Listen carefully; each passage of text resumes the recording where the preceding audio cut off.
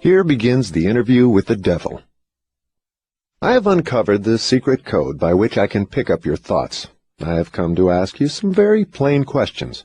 I demand that you give me direct and truthful answers. Are you ready for the interview, Mr. Devil? Yes, I am. But you must address me with more respect. During this interview, you will address me as Your Majesty. By what right do you demand such royal respect? You should know I control 98% of the people of your world. Do you not think that entitles me to rate as royalty? Have you proof of your claim? Yes, plenty of it. Of what does your proof consist? Of many things. If you want answers, you will address me as Your Majesty. Some things you will understand, some you will not. In order that you may get my viewpoint, I shall describe myself and correct the false notions people have of me and my place of abode. That is a fine idea, Your Majesty. Start by telling me where you live, then describe your physical appearance. My physical appearance?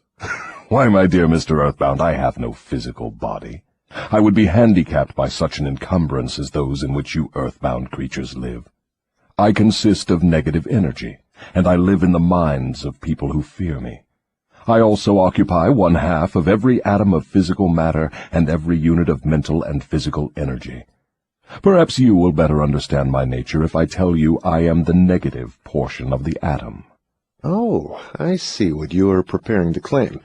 You are laying the foundation to say that if it were not for you, there would be no world, no stars, no electrons, no atoms, no human beings, nothing. Is that correct? True. Absolutely true. Well, if you only occupy 1/2 of energy and matter, who occupies the other half? The other half is occupied by my opposition. Opposition? What do you mean? The opposition is what you earthbound call God. So you have the universe divided up with God. Is that your claim? Not my claim, but the actual fact. Before this interview is finished, you will understand why my claim is true. You will also understand why it has to be true, or there could be no world such as yours, no earthbound creatures such as you. I am no beast with a forked tongue and a spiked tail. But you do control the minds of 98 out of every 100 people. You said so yourself. Who causes all the misery in this 98% devil-controlled world if you do not? I have not said that I do not cause all the misery of the world. On the other hand, I boast of it. It is my business to represent the negative side of everything, including the thoughts of you earthbound people. How else could I control people? My opposition controls positive thought. I control negative thought. How do you gain control of the minds of people? Oh, that is easy. I merely move in and occupy the unused space of the human brain. I sow the seeds of negative thought in the minds of people so I can occupy and control the space. You must have many tricks and devices by which you gain and hold control of the human mind. To be sure, I employ tricks and devices to control human thought. My devices are clever ones, too. Go ahead and describe your clever tricks, Your Majesty. One of my cleverest devices for mind control is fear. I plant the seed of fear in the minds of people, and as these seeds germinate and grow, through use, I control the space they occupy. The 6 most effective fears are the fear of poverty, criticism, ill health, loss of love, old age, and death. Which of these 6 fears serves you most often, Your Majesty? The first and the last, poverty and death. At one time or another during life, I tighten my grip on all people through one or both of these. I plant these fears in the minds of people so deftly that they believe them to be their own creation. I accomplish this end by making people believe I am standing just beyond the entrance gate of the next life, waiting to claim them after death for eternal punishment. Of course, I cannot punish anyone, except in that person's own mind, through some form of fear. But fear of the thing which does not exist is just as useful to me as fear of that which does exist. All forms of fear extend the space I occupy in the human mind. Your Majesty, will you explain how you gained this control over human beings? The story is too long to be told in a few words. It began over 1,000,000 years ago when the first man began to think. Up to that time I had control over all mankind, but enemies of mine discovered the power of positive thought, placed it in the minds of men, and then began a battle on my part to remain in control. So far I have done quite well by myself, having lost only 2% of the people to the opposition. I take it from your answer that men who think are your enemies. Is that right? It is not right, but it is correct. Tell me something more about the world in which you live. I live wherever I choose. Time and space do not exist for me. I am a force best described to you as energy. My favorite physical dwelling place, as I have told you, is in the minds of the earthbound. I control a part of the brain space of every human being. The amount of space I occupy in each individual's mind depends upon how little and what sort of thinking that person does. As I have told you, I cannot entirely control any person who thinks. You speak of your opposition. Just what do you mean by that? My opponent controls all the positive forces of the world, such as love, faith, hope, and optimism. My opponent also controls the positive factors of all natural law throughout the universe, the forces which keep the earth and the planets and all the stars balanced in their courses. But these forces are meek in comparison with those which operate in the human mind under my control. You see, I do not seek to control stars and planets. I prefer the control of human minds. Where did you acquire your power, and by what means do you add to it? I add to my power by appropriating the mind power of the earthbound as they come through the gate at the time of death. 98 out of every 100 who come back to my plane from the earth plane are taken over by me, and their mind power is added to my being. I get all who come over with any form of fear. You see, I am constantly at work, preparing the minds of people before death, so I can appropriate them when they come back to my plane. Will you tell me how you go about your job of preparing human minds so you can control them? I have countless ways of gaining control of human minds while they are still on the earth plane. My greatest weapon is poverty. I deliberately discourage people from accumulating material wealth because poverty discourages men from thinking and makes them easy prey for me. My next best friend is ill health. An unhealthy body discourages thinking. Then I have countless thousands of workers on earth who aid me in gaining control of human minds. I have these agents placed in every calling. They represent every race and creed, every religion.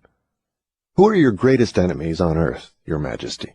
All who inspire people to think and act on their own initiative are my enemies. Such men as Socrates, Confucius, Voltaire, Emerson, Thomas Paine, and Abraham Lincoln. And you are not doing me any good either. Is it true that you use men who have great wealth? As I have already told you, poverty is always my friend because it discourages independence of thought and encourages fear in the minds of men. Some wealthy men serve my cause, while others do me great damage, depending on how the wealth is used. The great Rockefeller fortune, for example, is one of my worst enemies. That is interesting, Your Majesty. Will you tell me why you fear the Rockefeller fortune more than others? The Rockefeller money is being used to isolate and conquer diseases of the physical body in all parts of the world. Disease has always been one of my most effective weapons. The fear of ill health is second only to the fear of poverty. The Rockefeller money is uncovering new secrets of nature in 100 different directions, all of which are designed to help men take and keep possession of their own minds. It is encouraging new and better methods of feeding, clothing, and housing people. It is wiping out the slums in the large cities, the places where my favorite allies are found. It is financing campaigns for better government and helping to wipe out dishonesty in politics. It is helping to set higher standards in business practice and encouraging businessmen to conduct business by the golden rule, and that is not doing my cause any good. What about these boys and girls who are said to be on the road to hell? Are you in control of them? Well, I can answer that question only with yes and no. I have corrupted the minds of the young by teaching them to drink and smoke, but they have me baffled through their tendency to think for themselves. You say you have corrupted the minds of the young people with liquor and cigarettes. I can understand how liquor might destroy the power of independent thought, but do not see what cigarettes have to do with helping your cause. You may not know it, but cigarettes break down the power of persistence. They destroy the power of endurance. They destroy the ability to concentrate. They deaden and undermine the imaginative faculty, and help in other ways to keep people from using their minds most effectively. Do you know I have millions of people, young and old of both sexes, who smoke 2 packages of cigarettes a day? That means I have millions of people who are gradually destroying their power of resistance.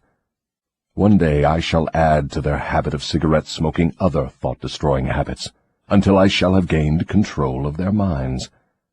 Habits come in pairs, triplets, and quadruplets. Any habit which weakens one's willpower invites a flock of its relatives to move in and take possession of the mind. The cigarette habit not only lowers the power of resistance and discourages persistence, but it invites looseness in other human relationships. I never thought that cigarettes were a tool of destruction, Your Majesty, but your explanation throws a different light on the subject. How many converts to the habit do you now claim? I am proud of my record. Millions are now victims, and the number is increasing daily. Soon I shall have most of the world indulging in the habit. In thousands of families I now have followers of the habit, including every member of the family. Very young boys and girls are beginning to take up the habit. They are learning how to smoke by observing their parents and older brothers and sisters. Which do you consider to be your greater tool for gaining control of human minds, cigarettes or liquor? Without hesitation, I would say cigarettes. Once I get a young person to join my 2-package-a-day club, I have no trouble in inducing that person to take on the habit of liquor, overindulgence of sex, and all other related habits which destroy independence of thought and action. Your Majesty, when I began this interview, I had you all wrong. I thought you were a fraud and a fake, but I see now that you are quite real and very powerful. Your apology is accepted, but you need not have bothered. Millions of people have questioned my power, and I got most of them at the gate as they came over. I ask no person to believe in me. I prefer that people fear me. I am no beggar. I take what I want by cleverness and force. Begging people to believe is the business of my opposition, not mine. Your Majesty will please pardon my rudeness, but I would not be able to look myself in the face again if I did not tell you, here and now, that you are the damnedest fiend ever to be turned loose on innocent people. I always had the wrong conception of you. I thought you were kind enough to let people alone while they were living, that you merely tortured their souls after death. Now I learn from your own brazen confession that you destroy their right to freedom of thought and cause them to go through a living hell on earth. What do you have to say to that? I get what I want by exercising self-control. It is not so good for my own business, but I suggest you emulate me instead of criticizing me. You call yourself a thinker, and you are. Otherwise you would never have forced this interview on me. But you will never be the sort of thinker that frightens me unless you gain and exercise greater control over your own emotions. Let us get away from personalities. I came here to learn more about you, not to discuss myself. Please go ahead and tell me of the many tricks you have devised for gaining control of the human mind. What is your most powerful weapon just now? That is a difficult question to answer. I have so many devices for entering human minds and controlling them that it is difficult to say which are the most powerful. Right at the moment I am trying to bring about another world war. My friends here in Washington are helping me to involve America in the war. If I can start the world to killing on a wholesale basis, I shall be able to put into operation my favorite device for mind control. It is what you call mass fear. I used this device to bring about the other world war in 1914. I used it to bring about the economic depression in 1929. And if my opposition had not double-crossed me, I would now be in possession of every man, woman, and child in the world. You can see for yourself how near I came to world domination, the thing I have been struggling to attain for thousands of years. Yes, I see your point. Who wouldn't? You are a very ingenious manipulator of the minds of people. Is your devilish business carried on only through people of high position and great influence? Oh, no. I use the minds of people in all walks of life. As a matter of fact, I prefer the type of person who makes no pretense of thinking. I can manipulate that sort of person without difficulty. I could not control 98% of the people of the world if all people were skilled in thinking for themselves. I'm interested in the welfare of those people whom you claim to control.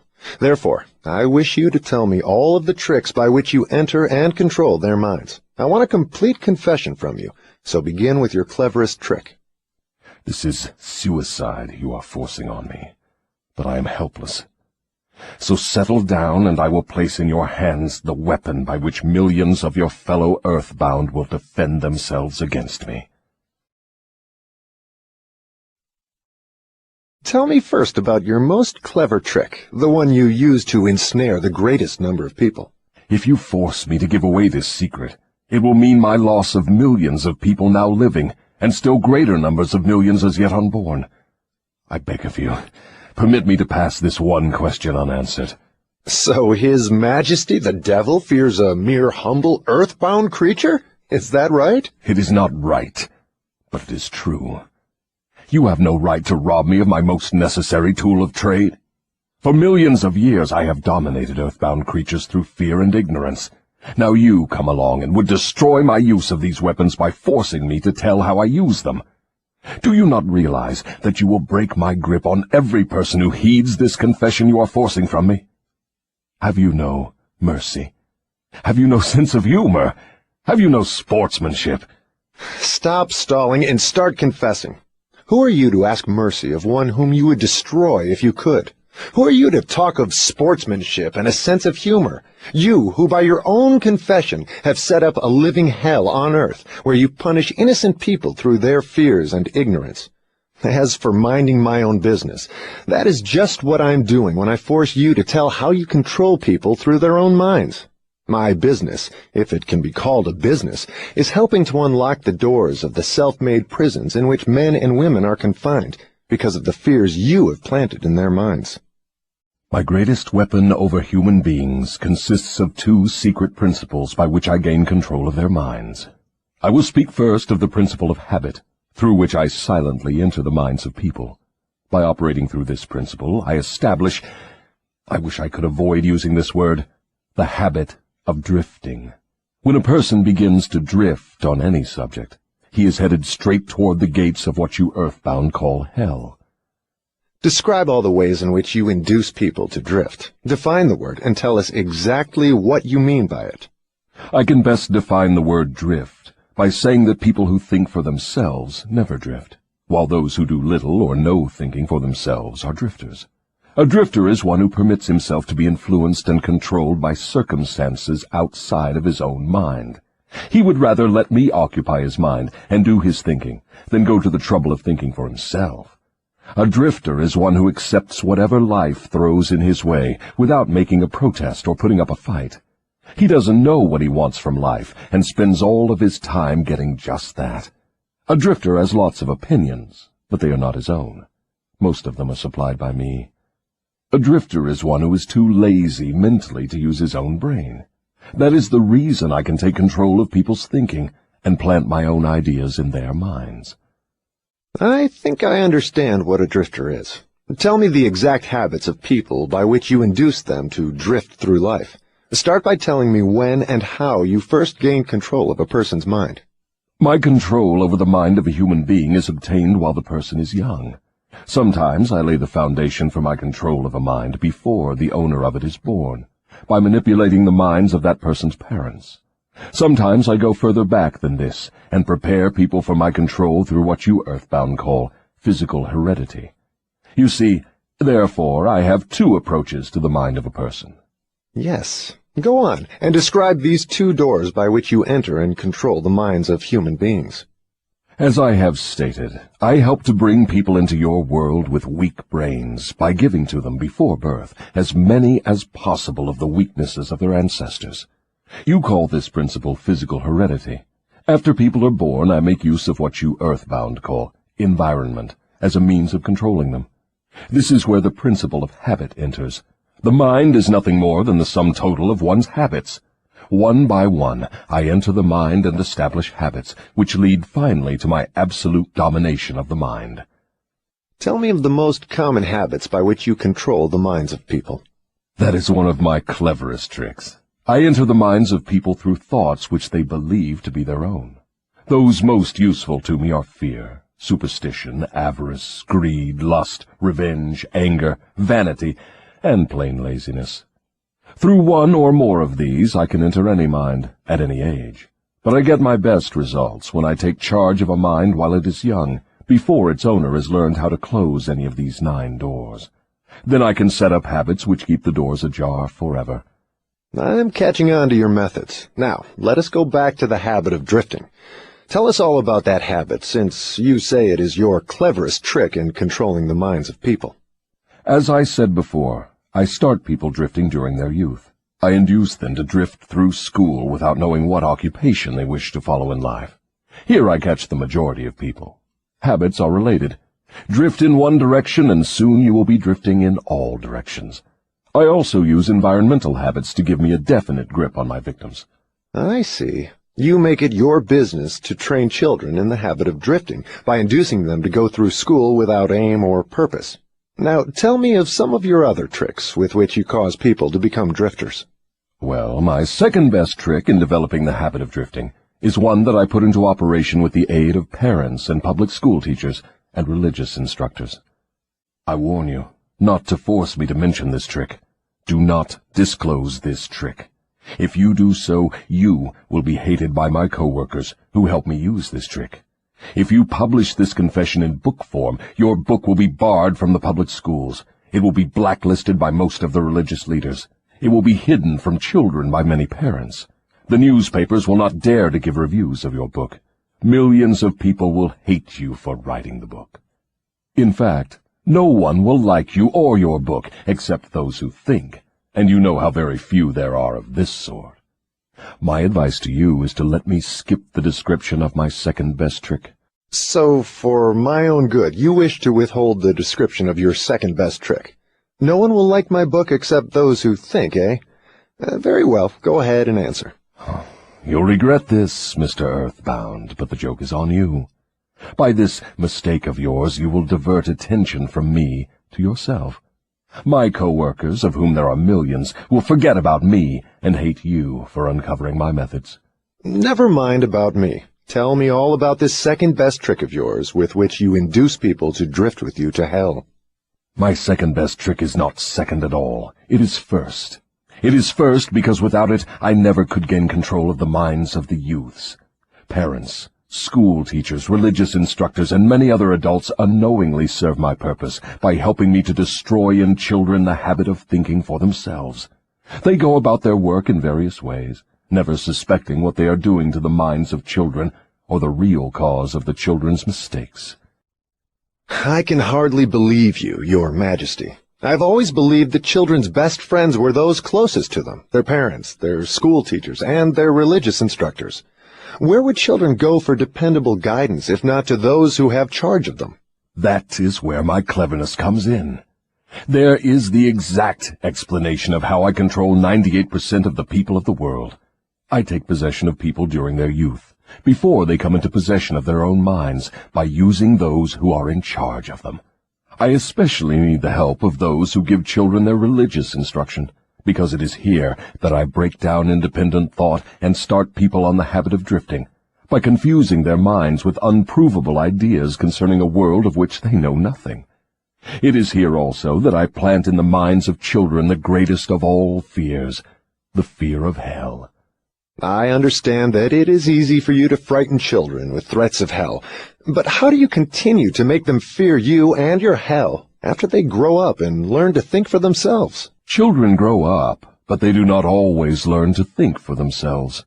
Once I capture the mind of a child through fear, I weaken that child's ability to reason and to think for himself, and that weakness goes with the child all through life. Is that not taking unfair advantage of a human being by contaminating his mind before he comes into full possession of it? Everything is fair that I can use to further my ends. I have no foolish limitations of right and wrong. Might is right with me. I use every known human weakness to gain and keep control of the human mind. I understand your devilish nature. Now, let us get back to further discussion of your methods of inducing people to drift to hell here on earth. From your confession, I see that you take charge of children while their minds are young and pliable. Tell me more of how you use parents, teachers, and religious leaders to ensnare people into drifting. One of my favorite tricks is to coordinate the efforts of parents and religious instructors, so they work together in helping me to destroy the children's power to think for themselves. I use many religious instructors to undermine the courage and power of independent thought of children by teaching them to fear me. But I use parents to aid the religious leaders in this great work of mine. How do parents help religious leaders destroy their children's power to think for themselves? I never heard of such a monstrosity. I accomplish this through a very clever trick. I cause the parents to teach their children to believe as the parents do in connection with religion, politics, marriage, and other important subjects. In this way, as you can see, when I gain control of the mind of a person, I can easily perpetuate the control by causing that person to help me fasten it upon the minds of his offspring. In what other ways do you use parents to convert children into drifters? I cause children to become drifters by following the example of their parents, most of whom I have already taken over and bound eternally to my cause. In some parts of the world I gain mastery over children's minds and subdue their willpower in exactly the same way that men break and subdue animals of lower intelligence. It makes no difference to me how a child's will is subdued, as long as it fears something. I will enter its mind through that fear and limit the child's power to think independently. It seems that you go out of your way to keep people from thinking. Yes, accurate thought is death to me. I cannot exist in the minds of those who think accurately. I do not mind people thinking, as long as they think in terms of fear, discouragement, hopelessness, and destructiveness. When they begin to think in constructive terms of faith, courage, hope, and definiteness of purpose, they immediately become allies of my opposition, and are therefore lost to me. I'm beginning to understand how you gain control of the minds of children through the help of their parents and religious instructors, but I do not see how the school teachers help you in this damnable work. School teachers help me gain control of the minds of children, not so much by what they teach the children, as because of what they do not teach them.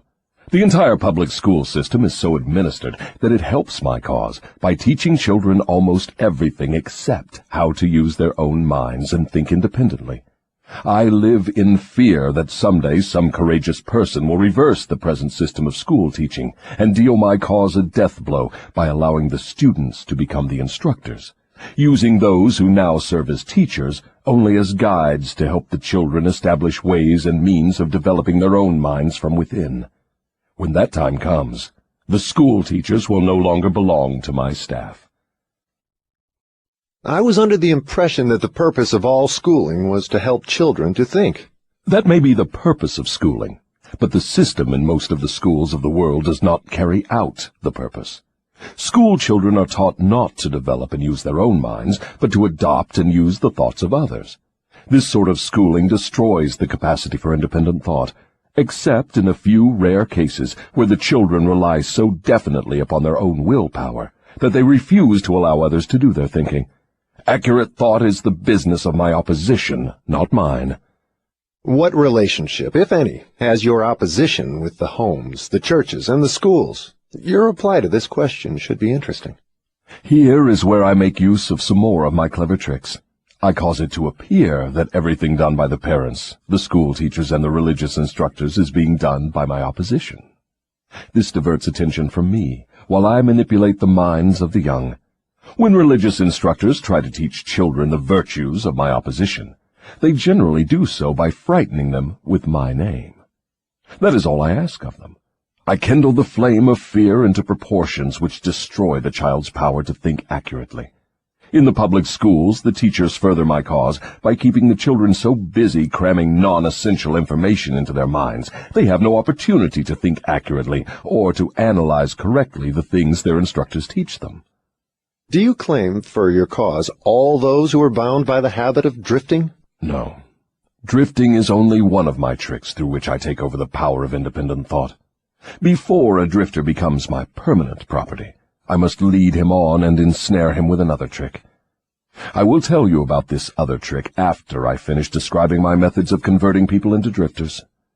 Do you mean you have a method by which you can cause people to drift so far away from self-determination that they can never save themselves? Yes, a definite method, and it is so effective it never fails.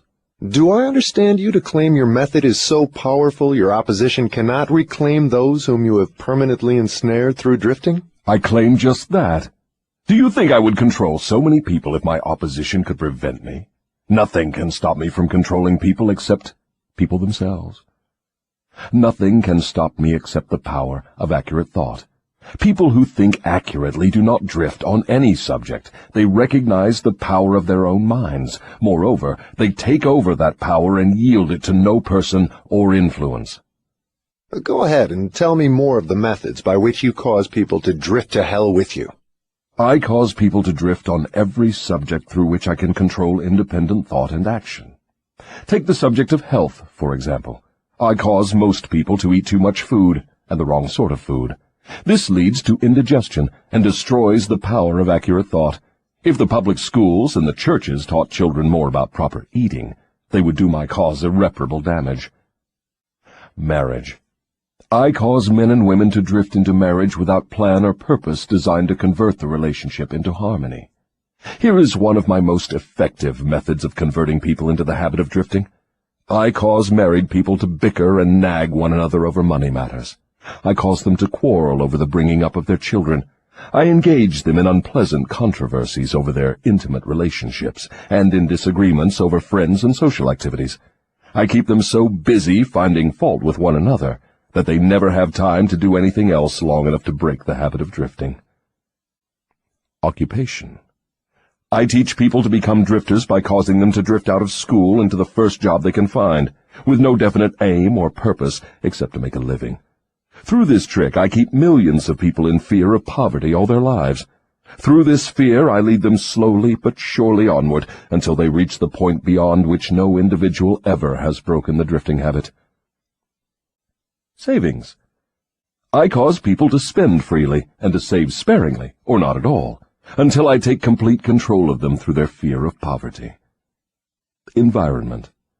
I cause people to drift into inharmonious and unpleasant environments in the home, in their places of occupation, in their relationship with relatives and acquaintances, and to remain there until I claim them through the habit of drifting. Dominating thoughts. I cause people to drift into the habit of thinking negative thoughts. This leads to negative acts, and involves people in controversies and fills their minds with fears, thus paving the way for me to enter and control their minds. When I move in, I do so by appealing to people through negative thoughts, which they believe to be their own. I plant the seeds of negative thought in the minds of people through the pulpit, the newspapers, the moving pictures, the radio, and all other popular methods of appeal to the mind. I cause people to allow me to do their thinking for them, because they are too lazy and too indifferent to think for themselves. I conclude from what you say that drifting and procrastination are the same. Is that true? Yes, that is correct. Any habit which causes one to procrastinate, to put off reaching a definite decision, leads to the habit of drifting. Is man the only creature who drifts? Yes. All other creatures move in response to definite laws of nature. Man alone defies nature's laws and drifts when he wills. Everything outside the minds of men is controlled by my opposition, by laws so definite that drifting is impossible. I control the minds of men solely because of their habit of drifting, which is only another way of saying that I control the minds of men only because they neglect or refuse to control and use their own minds. This is getting to be pretty deep stuff for a mere human being. Let us get back to the discussion of something less abstract. Please tell me how this drifting habit affects people in the everyday walks of life, and tell me in terms the average person can understand. I would prefer to keep this interview up among the stars. No doubt you would. That would save you from being exposed. But let us come back to Earth. Tell me now what drifting is doing to us as a nation here in the United States. Frankly, I may as well tell you that I hate the United States as only the devil can hate. That is interesting. What is the cause of this hatred? The cause was born on July 4, 1776, when 56 men signed a document which destroyed my chances of controlling the nation. You know that document as the Declaration of Independence. Had it not been for the influence of that damnable document, I would now have a dictator running the country, and I would stop this right to free speech and independent thought that is threatening my rule on earth. Am I to understand from what you say that nations controlled by self-appointed dictators belong in your camp? There are no self-appointed dictators. I appoint them all. Moreover, I manipulate them and direct them in their work. Nations run by my dictators know what they want and take it by force. Look what I have done through Mussolini in Italy. Look what I am doing through Hitler in Germany. Look what I am doing through Stalin in Russia. My dictators run those nations for me because the people have been subdued through the habit of drifting. My dictators do no drifting. That is why they rule for me the millions of people under their control. What would happen if Mussolini, Stalin, and Hitler turned traitors and disavowed you and your rule? That will not happen because I have them too well bribed.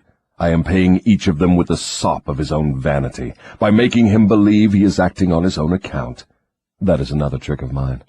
Let us come back to the United States and learn something of what you are doing to convert people into the habit of drifting. Right now I am paving the way for a dictatorship by sowing the seeds of fear and uncertainty in the minds of the people. Through whom are you carrying on your work? Mainly through the president. I am destroying his influence with the people by causing him to drift on the question of a working agreement between employers and their employees.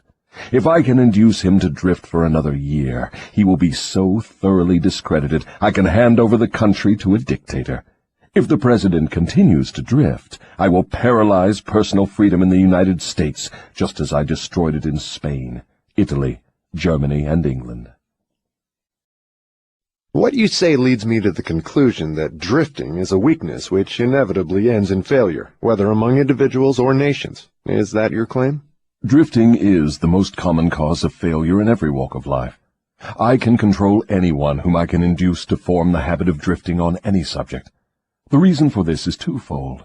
First, the drifter is just so much putty in my hands, to be molded into whatever pattern I choose, because drifting destroys the power of individual initiative. Second, the drifter cannot get help from my opposition, because the opposition is not attracted to anything so soft and useless. Is that why a few people are wealthy, while the majority of people are poor? That is exactly the reason.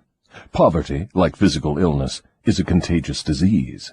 You find it always among the drifters, never among those who know what they want and are determined to get just that.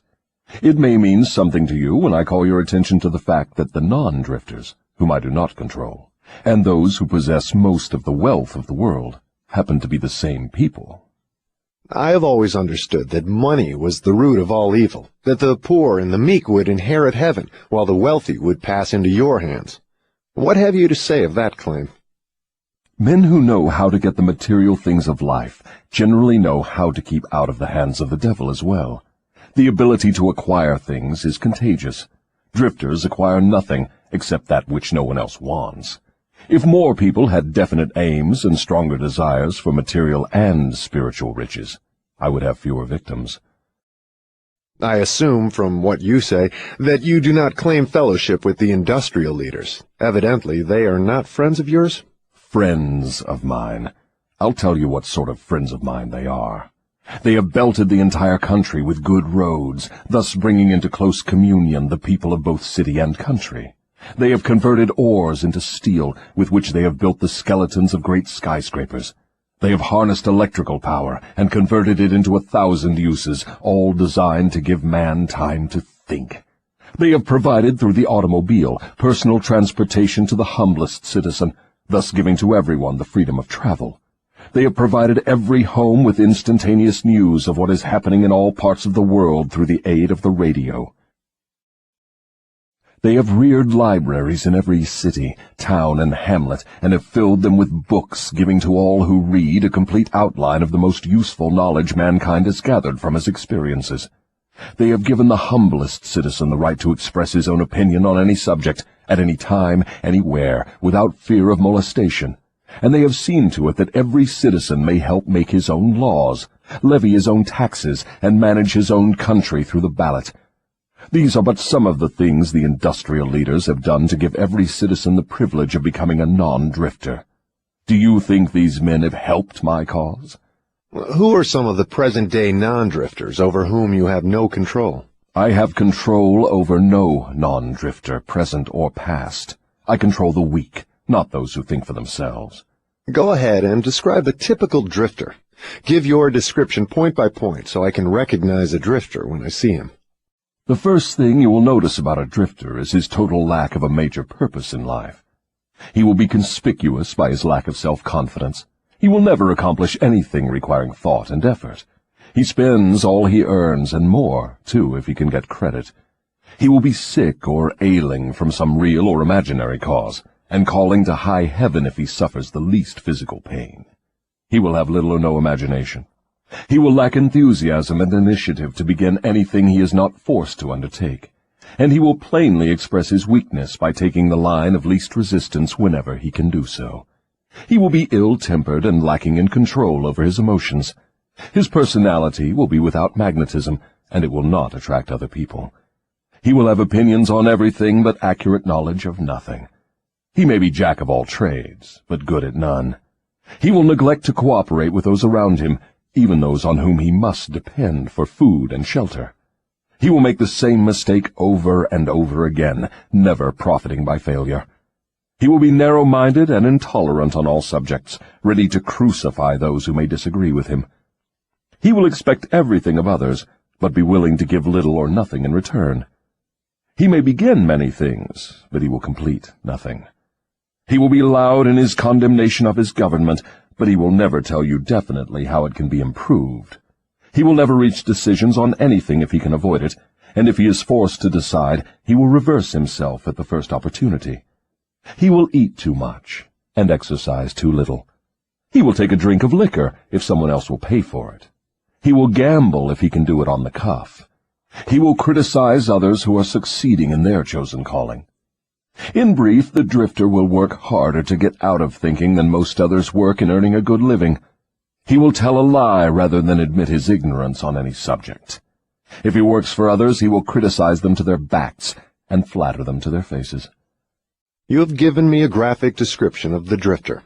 Please now describe the non-drifter so that I may recognize him on sight. The first sign of a non-drifter is this. He is always engaged in doing something definite, through some well-organized plan which is definite. He has a major goal in life toward which he is always working, and many minor goals, all of which lead toward his central scheme. The tone of his voice, the quickness of his step, the sparkle in his eyes, the quickness of his decisions clearly mark him as a person who knows exactly what he wants and is determined to get it, no matter how long it may take, or what price he must pay. If you ask him questions, he gives you direct answers and never falls back on evasions or resorts to subterfuge. He extends many favors to others, but accepts favors sparingly, or not at all. He will be found up front, whether he is playing a game or fighting a war. If he does not know the answers, he will say so, frankly. He has a good memory, never offers an alibi for his shortcomings. He never blames others for his mistakes, no matter if they deserve the blame. He used to be known as a go-getter, but in modern times he is called a go-giver. You will find him running the biggest business in town, living on the best street, driving the best automobile, and making his presence felt wherever he happens to be. He is an inspiration to all who come into contact with his mind. The major distinguishing feature of the non-drifter is this. He has a mind of his own, and uses it for all purposes. Is the non-drifter born with some mental, physical, or spiritual advantage not available to the drifter? No. The major difference between the drifter and the non-drifter is something equally available to both. It is simply the prerogative right of each to use his own mind and think for himself. What brief message would you send to the typical drifter if you wished to cure him of this evil habit? I would admonish him to wake up and give. Give what? Some form of service useful to as many people as possible. So the non-drifter is supposed to give, is he? Yes, if he expects to get, and he must give before he gets. Some people doubt that you exist. I wouldn't worry about that if I were you. Those who are ready to be converted from the habit of drifting will recognize the authenticity of this interview by its soundness of counsel. The others are not worth the trouble it would take to convert them. Why do you not try to stop me from publishing this confession I'm wringing from you? Because that would be the surest of all ways to guarantee you will publish it. I have a better plan than trying to suppress publication of my confession. I will urge you to go ahead with the publication, then sit back and watch you suffer when some of my faithful drifters begin to make things hot for you. I will not need to deny your story. My followers will do that for me. See if they don't. If this confession of yours stopped right here, your statement would be sound, but fortunately for millions of your victims who will gain their release because of your confession, this interview will continue until you have supplied me with the weapon by which you will eventually be restrained from domination of people through their fears and superstitions. Remember, Your Majesty, your confession has just begun. After I wring from you a description of the methods by which you control people, I will force you also to give the formula by which your control can be broken at will. It is true I shall not remain here long enough to defeat you, but the published word I leave behind me will be deathless, because it will consist of truth. You fear the opposition of no individual, because you know it will be short, but you do fear truth. You fear truth and nothing else, for the reason it is slowly but definitely giving human beings freedom from all manner of fear. Without the weapon of fear, you would be helpless and entirely unable to control any human being. Is that true or false? I have no alternative but to admit that what you say is true. Now that we understand each other, let us go ahead with your confession. But before we continue, I may as well take time out to do a little boasting on my own account, now that you have had your fling at it. I will confine myself to one question, the answer to which will give me all the satisfaction I want. Is it not true that you control only the minds of those who have allowed the drifting habit to be fixed upon them? Yes, that is true. I have already admitted this truth in a dozen or more different ways. Why do you tantalize me by repeating the question? There is power in repetition. I'm forcing you to repeat the highlights of your confession in as many different ways as possible, so your victims may check this interview and determine its soundness by their own experiences with you. That is one of my little tricks. Do you approve of my method? You couldn't be setting a trap for me for the purpose of doing some more boasting, could you? I am asking the questions and you are doing the answering. Go ahead now and confess why you are powerless to stop me from forcing this confession from you. I want your confession for aid and comfort to victims of yours whom I intend to release from your control the moment they read your confession. I am powerless to influence or control you, because you have found the secret approach to my kingdom. You know that I exist only in the minds of people who have fears. You know that I control only the drifters who neglect to use their own minds. You know that my hell is here on earth, and not in the world that comes after death. And you know also that drifters supply all the fire I use in my hell. You know that I am a principle or form of energy which expresses the negative side of matter and energy, and that I am not a person with a forked tongue and a spiked tail. You have become my master because you have mastered all your fears. Lastly, you know that you can release all of my earthbound victims whom you contact, and this definite knowledge is the blow with which you will deal me the greatest damage. I cannot control you because you have discovered your own mind, and you have taken charge of it. There now, Mr. Earthbound, that confession should feed your vanity to the bursting point. That last dart was unnecessary. Knowledge of the sort I have used to master you does not contaminate itself with vulgar indulgence and vanity. Truth is the one and only thing in the world that can stand ridicule. Now let us continue with your confession. What is wrong with the principle of flattery? You use it, do you not? Do I use it? Man alive, flattery is one of my most useful weapons. With this deadly instrument I slay the big ones and the little ones. Your admission interests me. Go ahead now and tell me how you make use of flattery. I make use of it in so many ways it is difficult to know where to begin. I warn you, before I answer in detail, that publishing my answers will bring down an avalanche of ridicule on your head for bringing up the question. I'll take the responsibility. Proceed. Well, I may as well here admit that you have stumbled onto the major secret of how I convert people to the habit of drifting. That is a startling admission. Go ahead with your confession, and stick strictly to this subject of flattery. No more side remarks and no more facetiousness for the present. Tell me all about your use of flattery in gaining control over people. Flattery is a bait of incomparable value to all who wish to gain control over others. It has powerful pulling qualities because it operates through two of the most common human weaknesses, vanity and egotism. There is a certain amount of vanity and egotism in everyone. In some people, these qualities are so pronounced, they literally serve as a rope by which one may be bound. The best of all ropes is flattery. Flattery is the chief bait through which men seduce women. Sometimes, in fact, frequently, women use the same bait to gain control of men, especially men who cannot be mastered through sex appeal. I teach its use to both men and women. Flattery is the chief bait with which my agents weave their way into the confidence of people from whom they procure information needed to carry on warfare. Wherever anyone stops to feed his vanity on flattery, I move in and begin to build another drifter. Non-drifters are not easily flattered. I inspire people to use flattery in every human relationship where its use is possible, because those who are influenced by it become easy victims of the drifting habit. Can you control anyone who is amenable to flattery?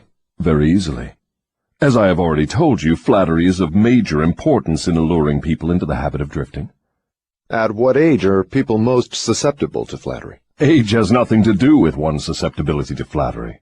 People respond to it in one way or another from the time they become conscious of their own existence until they die. Through what motive can women be most easily flattered? Their vanity. Tell a woman she is pretty or that she wears clothes well. What motive is most effective in harpooning men? Egotism, with a capital E.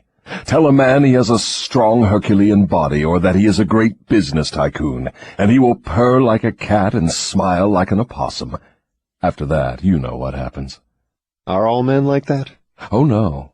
2 out of every 100 have their egotism so thoroughly under control that even an expert flatterer couldn't get under their skins with a double-edged butcher knife.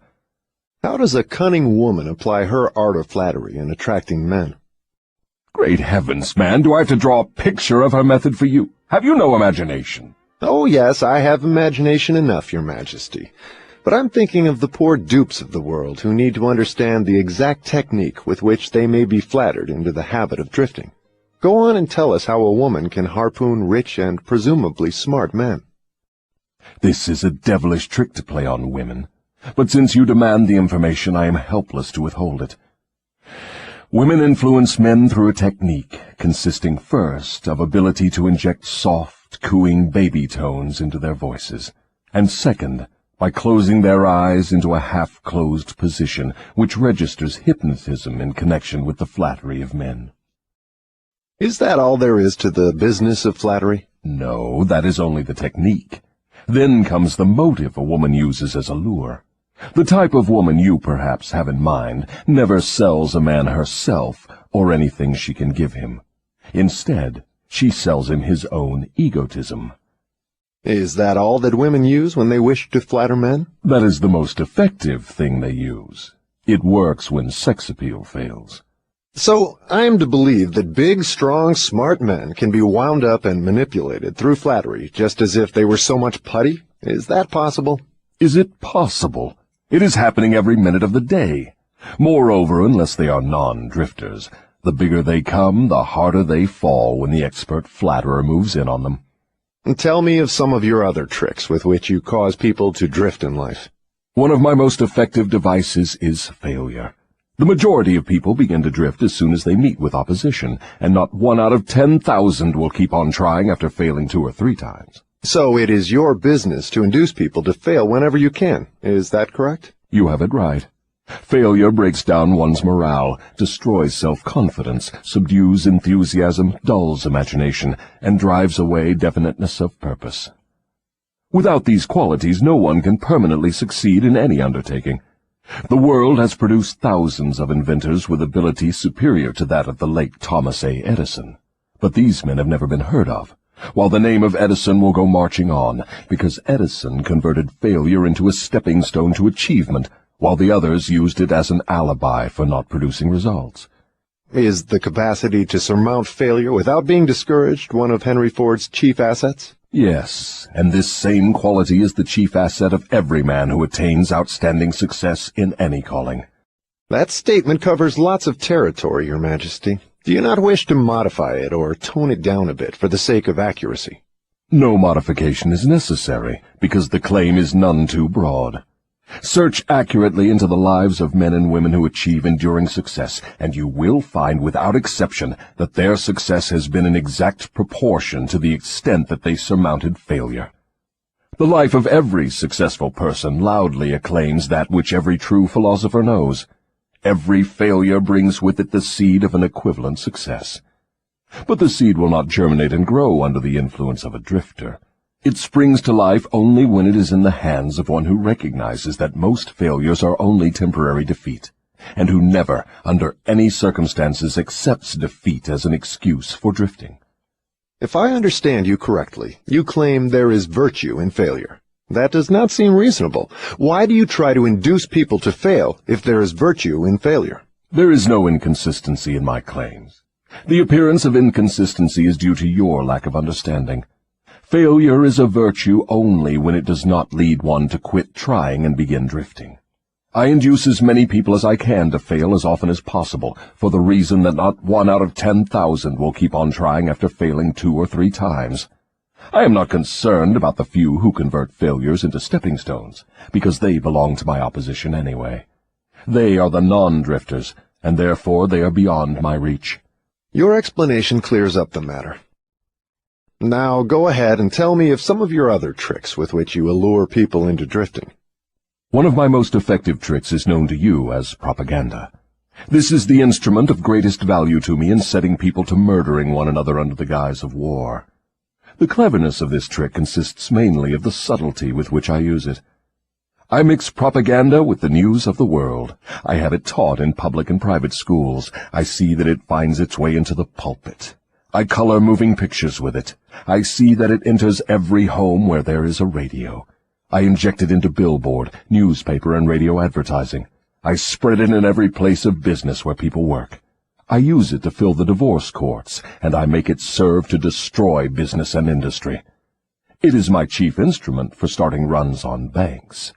My propagandists cover the world so thoroughly that I can start epidemics of disease, turn loose the dogs of war, or throw business into a panic at will. If you can do all that you claim with propaganda, it is little wonder that we have wars and business depressions. Give me a simple description of what you mean by the term propaganda. Just what is it, and how does it work? I wish to know particularly how you cause people to drift through the use of this devilish device. Propaganda is any device, plan, or method by which people can be influenced without knowing that they are being influenced, or the source of the influence. Propaganda is used in business for the purpose of discouraging competition. Employers use it to gain advantage over their employees. The employees retaliate by using it to gain advantage over their employers. In fact, it is used so universally and through such a smooth and beautiful streamlined technique that it looks harmless even when it is detected. I suppose some of your boys are now engaged in preparing the minds of the American people to drift into some form of dictatorship. Tell me how they work. Yes, millions of my boys are preparing Americans to become Hitlerized. My best boys are working through politics and labor organization. We intend to take over the country with ballots instead of bullets. Americans are so sensitive they would never stand the shock of seeing their form of government changed with the aid of machine guns and tank cars. So our propaganda boys are serving them a diet they will swallow by stirring up strife between employers and employees and turning the government against business and industry. When propaganda has done its work thoroughly, one of my boys will move in as dictator, and the 9 old men on your Supreme Court with their silly notions of the Constitution will move out. Everyone will be given a job or fed from the government treasury. When men's bellies are filled, they drift freely with one who does the filling. Hungry men get out from under control. I have often wondered who invented the clever trick which you call propaganda. From what you tell me of its source and nature, I understand why it is so deadly. Only one as clever as your Majesty could have invented such a device with which to dull the reason, dethrone the will, and lure men into drifting. Why do you not use your powerful propaganda to gain control of your victims, instead of subduing them through fear and annihilating them through warfare? What is fear of the devil except propaganda? You have not observed my technique very carefully, or you would have seen that I am the world's greatest propagandist. I never attain an end by direct, open means which I can achieve through subterfuge and subtlety. What do you suppose I am using when I plant negative ideas in the minds of men, and gain control of them through what they believe to be their own ideas? What would you call that, except the cleverest of all forms of propaganda? Surely you are not going to tell me that you destroy people through their own help without their realizing what you are doing. That is exactly what I wish you to understand. Moreover, I will show you exactly how the trick is performed. Now we are getting somewhere. Exactly how do you convert human beings into propagandists and lure them into self-imprisonment? Give me the story with all its lurid details. This is the most important part of your confession, and I'm consumed with eagerness to gain control of your secret. I can hardly blame you for stalling about answering my question, because you know so well that your answer will snatch millions of innocent victims from your control. You also know that your answer will protect other countless millions of yet unborn people from being victimized by you. It is little wonder you are hedging about answering. Your deductions are correct. This part of my confession will do me more damage than all the remainder of it. Stating your headache in a better way, this part of your confession will save more millions of people from your control than all the remainder of it. All I can say is that you have me in a hell of a situation. Now you shall know how the millions of your victims feel. Let's have it. I make my first entry into an individual's mind by bribing him. What do you use as a bribe? I use many things, all of them pleasant things the individual covets. I use the same sort of bribes that individuals use when they bribe one another. That is, I use for bribes the things people most want. My best bribes are these: love, the thirst for sex expression, covetousness for money, the obsessive desire to gain something for nothing, gambling, vanity in women, egotism in men, desire to be the master of others, desire for intoxicants and narcotics, desire for self-expression through words and deeds, desire to imitate others, desire for the perpetuation of life after death, desire to be a hero or heroine, desire for physical food. That is an imposing list of bribes, Your Majesty. Do you use others? Yes, plenty of them, but these are my favorites. Through some combination of them I can enter the mind of any human being at will at any age from birth until death. You mean that these bribes are the keys with which you can silently unlock the door to any mind you choose? That is exactly what I mean, and I can do it too. What happens when you enter the mind of a person who is not yet in the habit of drifting, but belongs in the 98% class as a potential drifter? I go to work immediately to occupy as much of that person's mind as I can master. If the individual's greatest weakness is the desire for money, I begin to dangle coins before him, figuratively speaking. I intensify his desire and induce him to go after money. Then when he gets near it, I snatch it away from him. This is an old trick of mine. After the trick has been repeated a few times, the poor fellow gives in and quits. Then I take over a little more space in his mind and fill it with the fear of poverty. That is one of my best mind fillers. Yes, I admit your method is very clever, but what happens if the victim fools you and gets his hands on a lot of money? You don't fill his mind with the fear of poverty then, do you? No, I don't. I take over the space by filling it with something which serves my purpose just as well. If the victim converts his desire for money into large sums, I start overfeeding him with the things he can buy with it. For example, I cause him to stuff himself with rich foods. This slows down his thinking capacity, endangers his heart, and starts him on the road to drifting. Then I pester him with intestinal poisoning through the surplus food he eats. That also slows down his thinking and gives him a nasty disposition. What if the victim is not a glutton? What other follies can you induce him to pick up that lead to drifting? If the victim is a male, I can usually snare him through his sex appetite. Overindulgence in sex starts more men into drifting toward failure than all other causes combined. So food and sex are two of your surefire baits. Is that correct? Yes. With these two lures, I can take over a majority of my victims. And then there is the desire for money. I'm beginning to think that wealth is more dangerous than poverty, if your story is to be believed. That altogether depends on who has the wealth and how it was acquired. What has the manner in which money is acquired to do with its being a blessing or a curse? Everything. If you don't believe me, take a look at those who acquire a large amount of money quickly, without time to get wisdom along with it, and observe how they use it. Why do you suppose rich men's sons seldom equal the achievements of their fathers? I'll tell you why. It is because they have been deprived of the self-discipline which comes from being forced to work. Look into the records of moving picture stars or athletes who suddenly find themselves in possession of big money and hero worship and praise from the public. Observe how quickly I move in and take them over in many cases, mainly through sex, gambling, food, and liquor. With these, I catch and control the biggest and the best of people as soon as they get their hands on big money. What about those who acquire money slowly, by rendering some form of useful service? Are they easily snared too? Oh, I get them all right, but I generally have to change my bait. Some of them want one thing and others want something else. Where my purpose is best served, I see to it that they get what they want most, but I manage to wrap in the package something they don't want. The thing I give them is the definite thing that makes them drifters. Do you see how I work? And very clever work it is. You lure people on through their natural desires, but you slip your deadly poison into the object of those desires wherever you can. Now you are catching on. You see, I play both ends against the middle, so to speak. From all you say, I infer that you cannot induce a non-drifter to help you gain control of his mind by baiting him with your bribes. Is that correct? That is exactly correct. I can, and I do, interest non-drifters in my bribes, because I use for the purpose of bribery the things all people naturally desire. But the non-drifter resembles a fish that steals the bait from your hook, but refuses to take the hook. The non-drifter takes from life whatever he wants, but he takes it on his own terms. The drifter takes whatever he can get, but he takes what he gets on my terms. Stating the matter in another way, the non-drifter borrows money from a legitimate banker if he wants it, and pays a legitimate rate of interest. The drifter goes to the pawn shop, hawks his watch, and pays a suicidal rate of interest for his loan.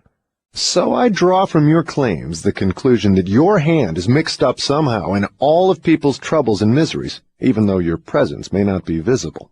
My unwilling workers are often my best workers.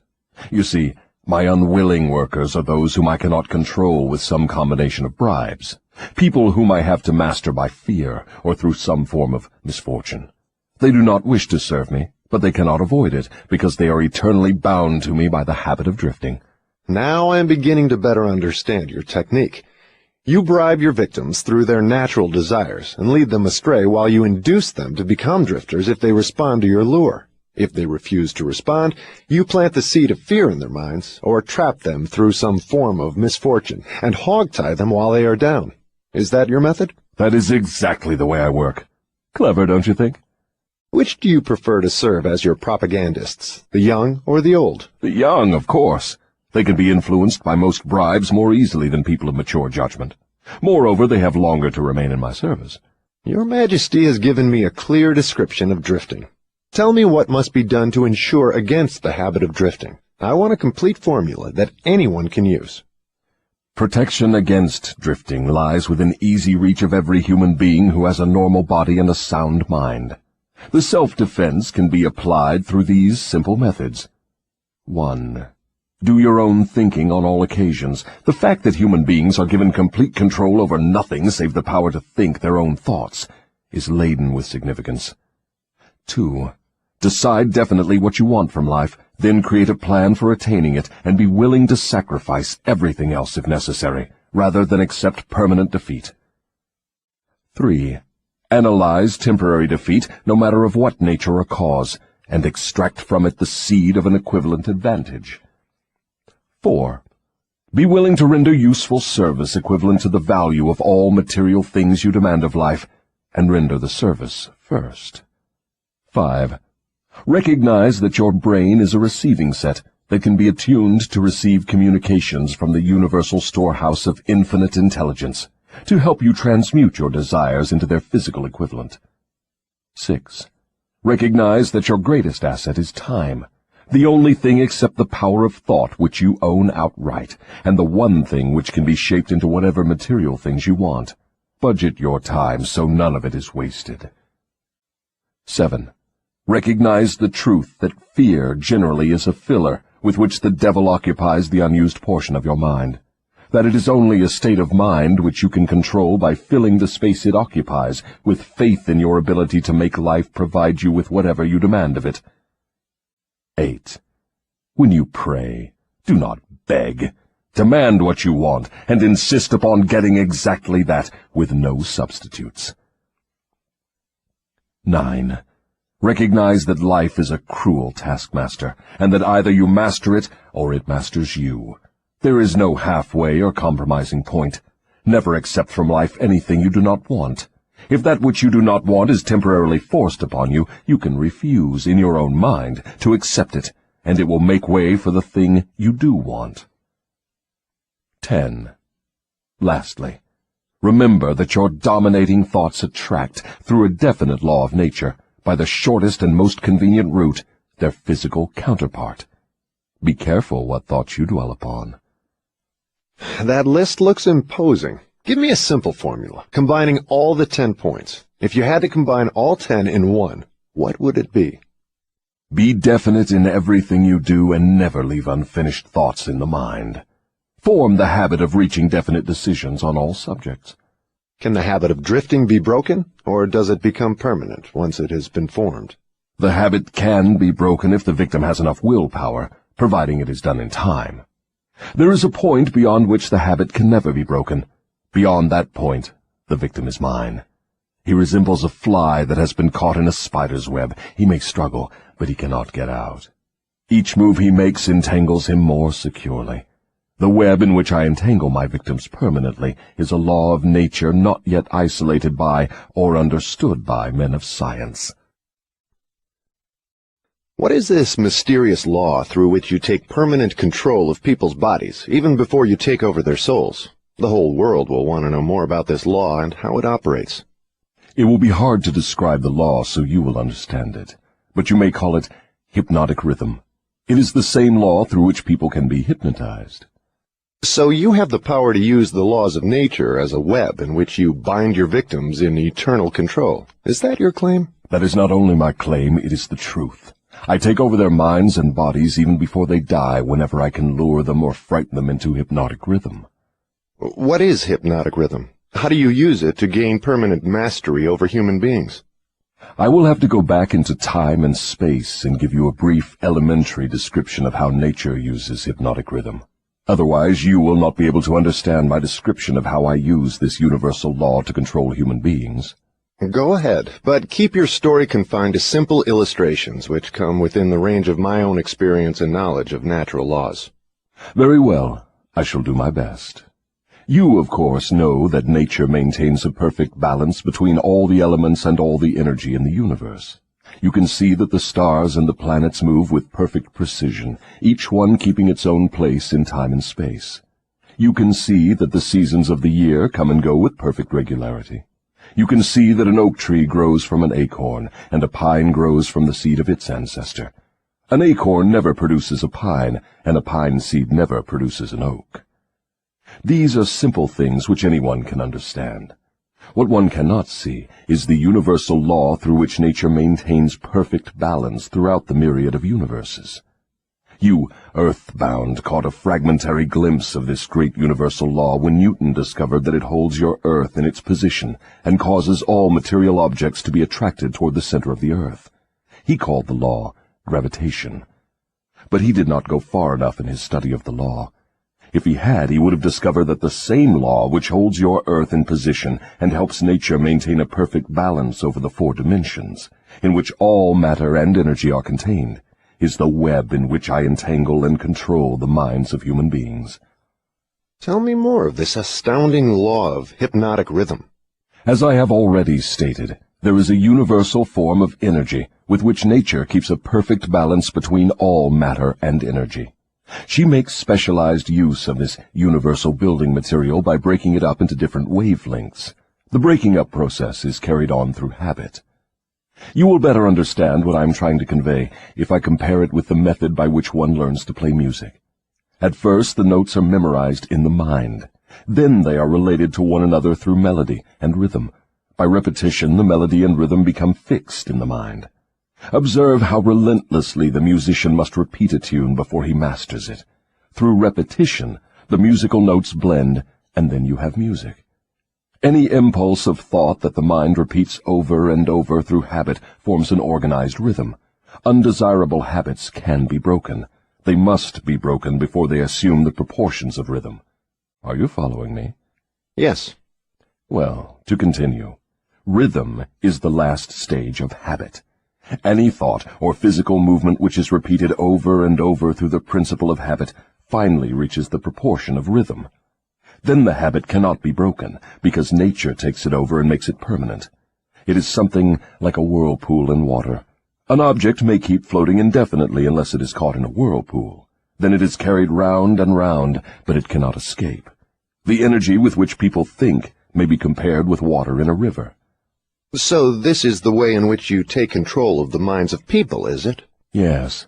All I have to do to gain control over any mind is to induce its owner to drift.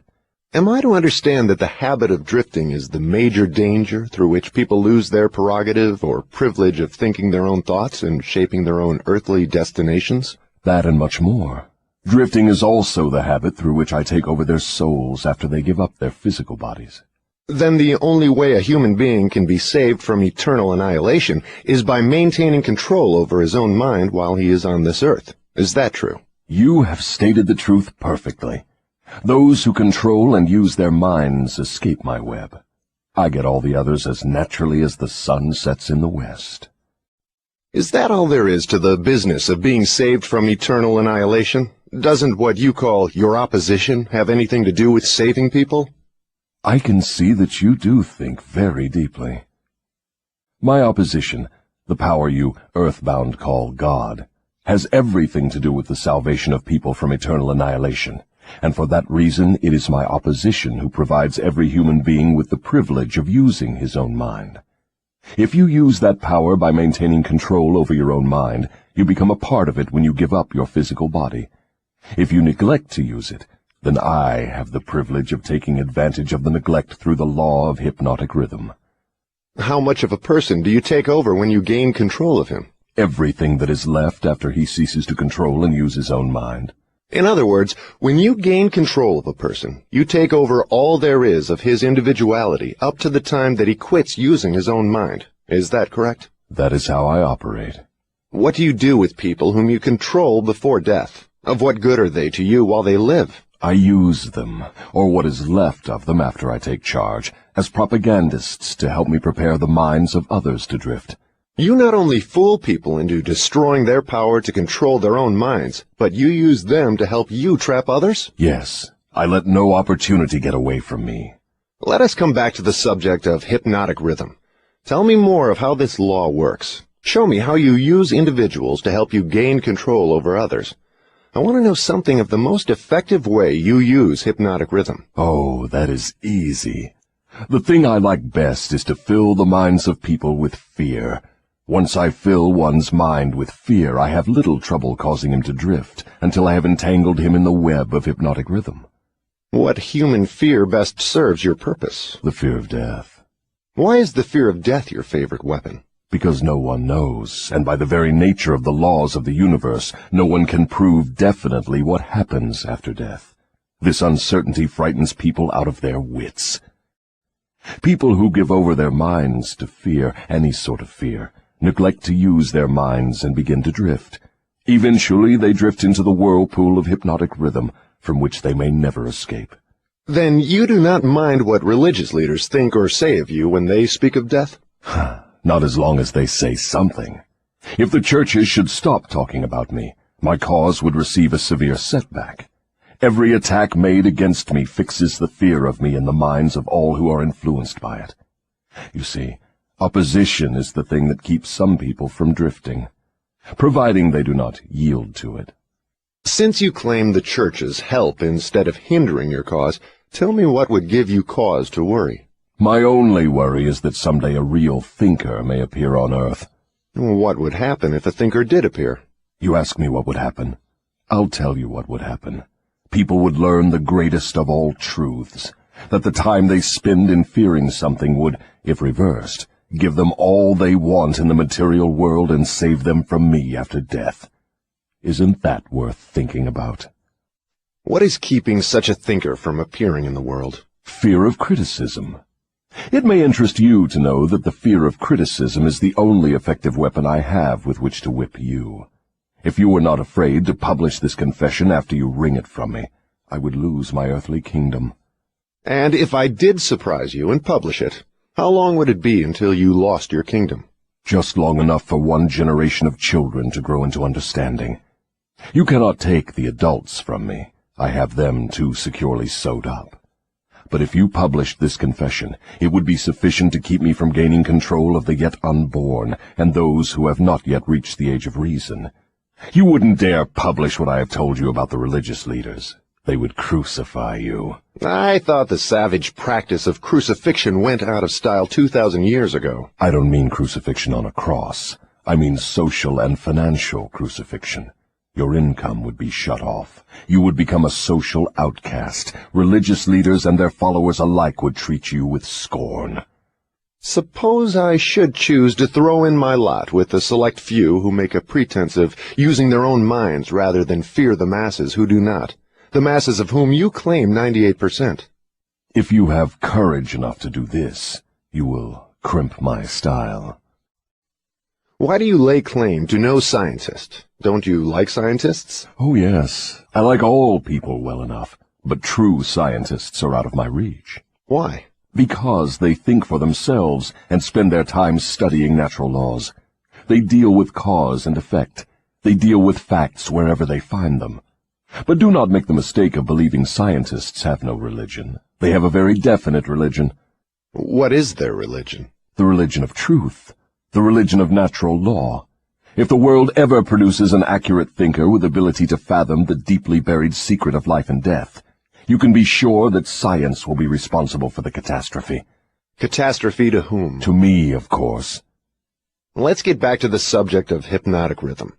I want to know more about it. Is it something like the principle through which people can hypnotize one another? It is precisely the same thing. I have already told you so. Why do you repeat your questions? That is an old worldly custom of mine, Your Majesty. For your enlightenment, I will tell you, I am forcing you to repeat many of your statements for the sake of emphasis.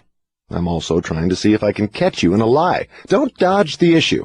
Get back to hypnotic rhythm and tell me all you know about it. Am I a victim of it? Not now, but you barely missed falling into my web. You drifted toward the whirlpool of hypnotic rhythm until you discovered how to force me into making this confession. Then I lost control of you. How interesting. You are not trying to recapture me through flattery, are you? That would be the best bribe I could offer you. It is the bribe I used on you effectively before you got the upper hand of me. With what did you flatter me? With many things. Chief among them sex and the desire for self-expression. What effect did your bribes have on me? They caused you to neglect your major purpose in life and started you to drifting. Was that all you did to me through your bribes? That was plenty. But I am back on the track and out of your reach now, am I not? Yes, you are temporarily out of my reach because you are not drifting. What broke your spell over me and released me from the habit of drifting? My answer may humiliate you. Do you want to hear it? Go ahead and give it to me, Your Majesty. I wish to learn how much truth I can stand. When you found a great love in the woman of your choice, I lost my grip on you. So you are going to accuse me of hiding behind a woman's skirts, are you? No, not hiding. I wouldn't put it that way. I would say you have learned how to give yourself a solid background with the embellishment of a woman's mind. The woman's skirt has nothing to do with it, then? No, but her brain does. When you and your wife began to combine your two brains through your habit of master-minding every day, you stumbled upon the secret power with which you forced me into this confession. Is that the truth, or are you trying to flatter me again? I could flatter you if I had you alone, but I cannot flatter you while you have the use of your wife's mind. I'm beginning to catch on to something important. I'm beginning to understand what was meant by the writer of that passage in the Bible, which says substantially, "When two or more meet together and ask for anything in my name, it shall be granted."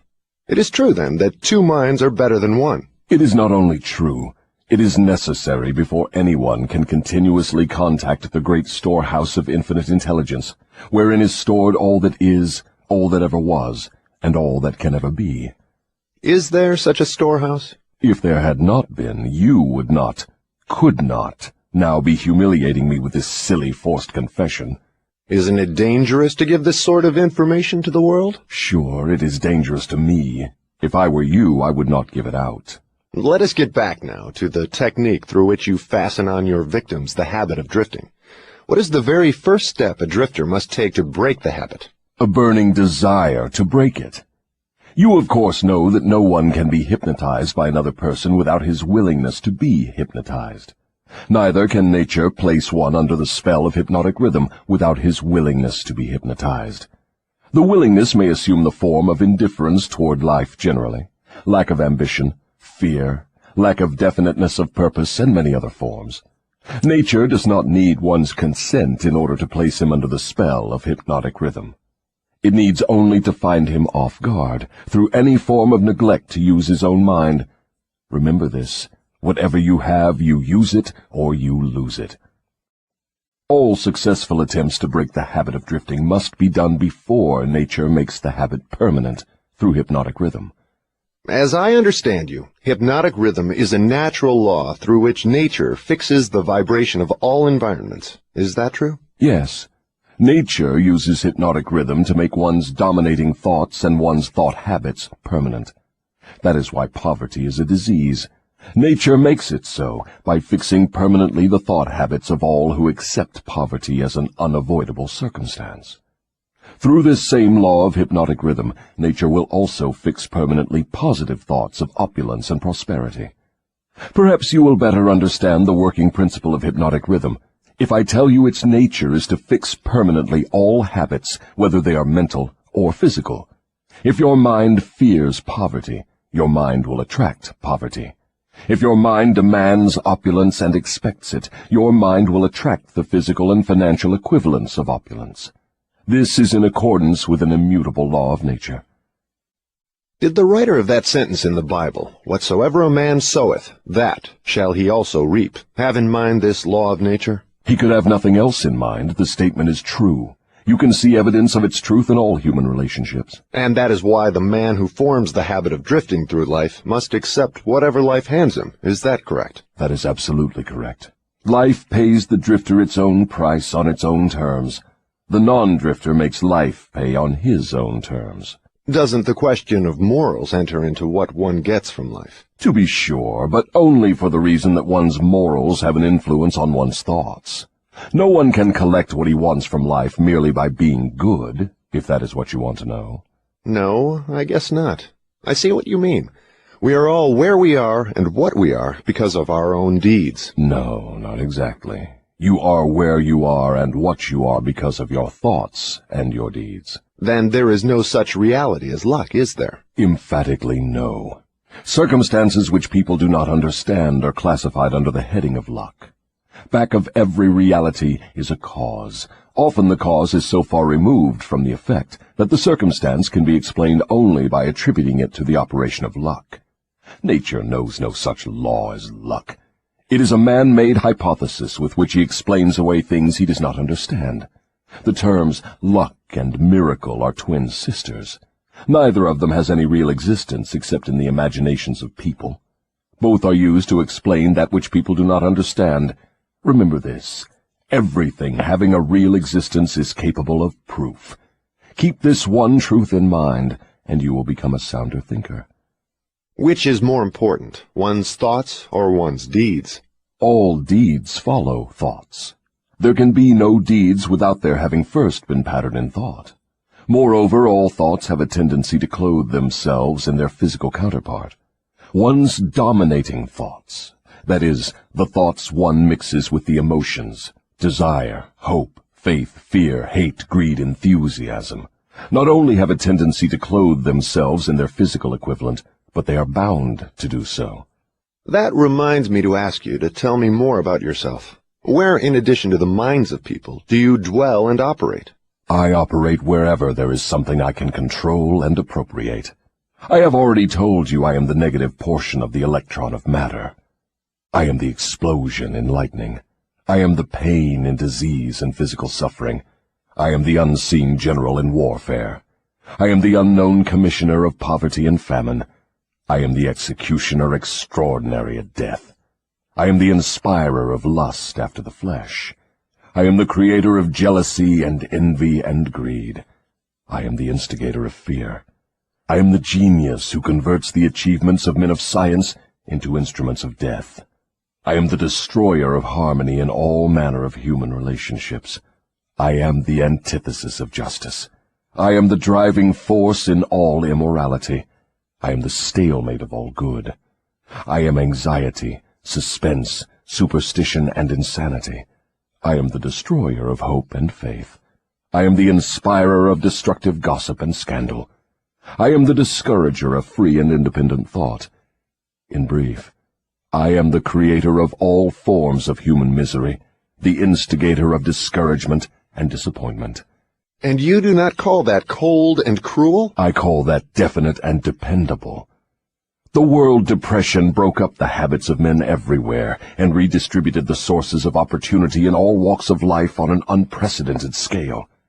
The drifter's pet alibi, with which he tries to explain away his undesirable position, is his cry that the world has run dry of opportunities. Non-drifters do not wait for opportunity to be placed in their way. They create opportunity to fit their desires and demands of life. Are non-drifters smart enough to avoid the influence of hypnotic rhythm? No one is smart enough to dodge the influence of hypnotic rhythm. One could just as easily avoid the influence of the law of gravity. The law of hypnotic rhythm fixes permanently the dominating thoughts of men, whether they be drifters or non-drifters. There is no reason why a non-drifter would want to avoid the influence of hypnotic rhythm, because that law is favorable to him. It helps him convert his dominating aims, plans, and purposes into their physical replicas. It fixes his habits of thought and makes them permanent. Only the drifter would wish to dodge the influence of hypnotic rhythm. For the better portion of my adult life, I've been a drifter. How did I manage to escape being swept into the whirlpool of hypnotic rhythm? You haven't escaped. The major portion of your dominating thoughts and desires since you reached adulthood has been a well-defined, definite desire to understand all the potentialities of the mind. You may have drifted on thoughts of lesser importance, but you did not drift in connection with this desire. Because you did not drift, you are now recording a document which gives you exactly what your dominating thoughts demanded of life. Why doesn't your opposition use hypnotic rhythm to make permanent one's higher thoughts and nobler deeds? Why does your opposition permit you to use this stupendous force as a means of entangling people in a web of evil, spun by their own thoughts and deeds? Why does your opposition not outwit you by binding people with thoughts which build and lift them above your influence? The law of hypnotic rhythm is available to all who will use it. I make use of it more effectively than does my opposition, because I offer people more attractive bribes to think my sort of thoughts and indulge in my sort of deeds. In other words, you control people by making negative thinking and destructive deeds pleasing to them. Is that correct? That is the idea exactly. I've often wondered why your opposition, what we earthbound call God, does not annihilate you. Can you tell me why? Because the power is as much mine as his. It is as available to me as to him. That is what I have been trying to get over to you. The highest power in the universe can be used for constructive purposes, through what you call God, or it can be used for negative purposes, through what you call the devil. And something more important still, it can be used by any human being just as effectively as by God or the devil. You make a far-reaching claim. Can you prove your claim? Yes, but it would be better if you proved it for yourself. The devil's word is not worth much among your earthbound sinners. Neither is God's word. You fear the devil and refuse to trust your God. Therefore, you have but one source available through which you may appropriate the benefits of universal power, and that is by trusting and using your own power of thought. This is the direct road to the universal storehouse of infinite intelligence. There is no other road available to any human being. Why have we earthbound not found the road to infinite intelligence sooner? Because I have intercepted you and led you off the path by planting in your minds thoughts which destroy your power to use your minds constructively. I have made it attractive to you to use the power of infinite intelligence to attain negative ends, through greed, avarice, lust, envy, and hatred. Remember, your mind attracts that which your mind dwells upon. To divert you away from my opposition, I had only to feed you on thoughts helpful to my cause. If I understand what you are saying, you are admitting that no human being need fear the devil or worry about how to flatter God. That is it precisely. This admission may put a crimp in my style, but I have the satisfaction of knowing it may also slow down my opposition by sending people direct to the source of all power. In other words, if you cannot control people through negative bribes or fear, then you wish to kick over the entire apple cart and show people how to go around God. Are you by any chance in politics too? Your technique seems frightfully familiar. Am I in politics? If I am not in politics, who do you believe starts depressions and forces people into wars? Surely you would not lay this at the door of my opposition. As I have already told you, I have allies in all walks of life to help me in connection with all human relationships. Why don't you take over the churches and use them outright in your cause? Do you think I am a fool? Who would keep alive the fear of the devil if I subdued the churches? Who would serve as a decoy to attract the attention of people while I manipulate their minds if I did not have some agency through which to sow the seeds of fear and doubt? The cleverest thing I do is to use the allies of my opposition to keep the fear of hell burning in the minds of people. As long as people fear something, no matter what, I will keep a grip on them. I am beginning to see your scheme. You use the churches to plant the seed of fear and uncertainty and indefiniteness in the minds of people. These negative states of mind cause people to form the habit of drifting. This habit crystallizes into permanency through the law of hypnotic rhythm. Then the victim is helpless to help himself. Is that right? Hypnotic rhythm, then, is something to be watched and respected. A better way of stating the truth is that hypnotic rhythm is something to be studied, understood, and voluntarily applied to attain definite desired ends. If the force of hypnotic rhythm is not voluntarily applied to attain definite ends, may it be a great danger? Yes, and for the reason that it operates automatically. If it is not consciously applied to attain a desired end, it can, and it will, operate to attain undesired ends. Take the simple illustration of climate, for example. Anyone can see and understand that nature forces every living thing and every element of matter to adjust itself to her climates. In the tropics, she creates trees which bear fruit and reproduce themselves. She forces the trees to adjust themselves to her scorching sun. She forces them to put out leaves suitable for protection against the rays of the sun. These same trees could not survive if removed to the Arctic regions, where nature has established an entirely different climate. In the colder climate, she creates trees which are adjusted to survive and to reproduce themselves, but they could not survive if transplanted in the tropical regions. In the same manner, nature clothes her animals, giving to those in each different climate a covering suited to their comfort and survival in that climate. In a similar manner, nature forces upon the minds of men the influences of their environment, which are stronger than the individual's own thoughts.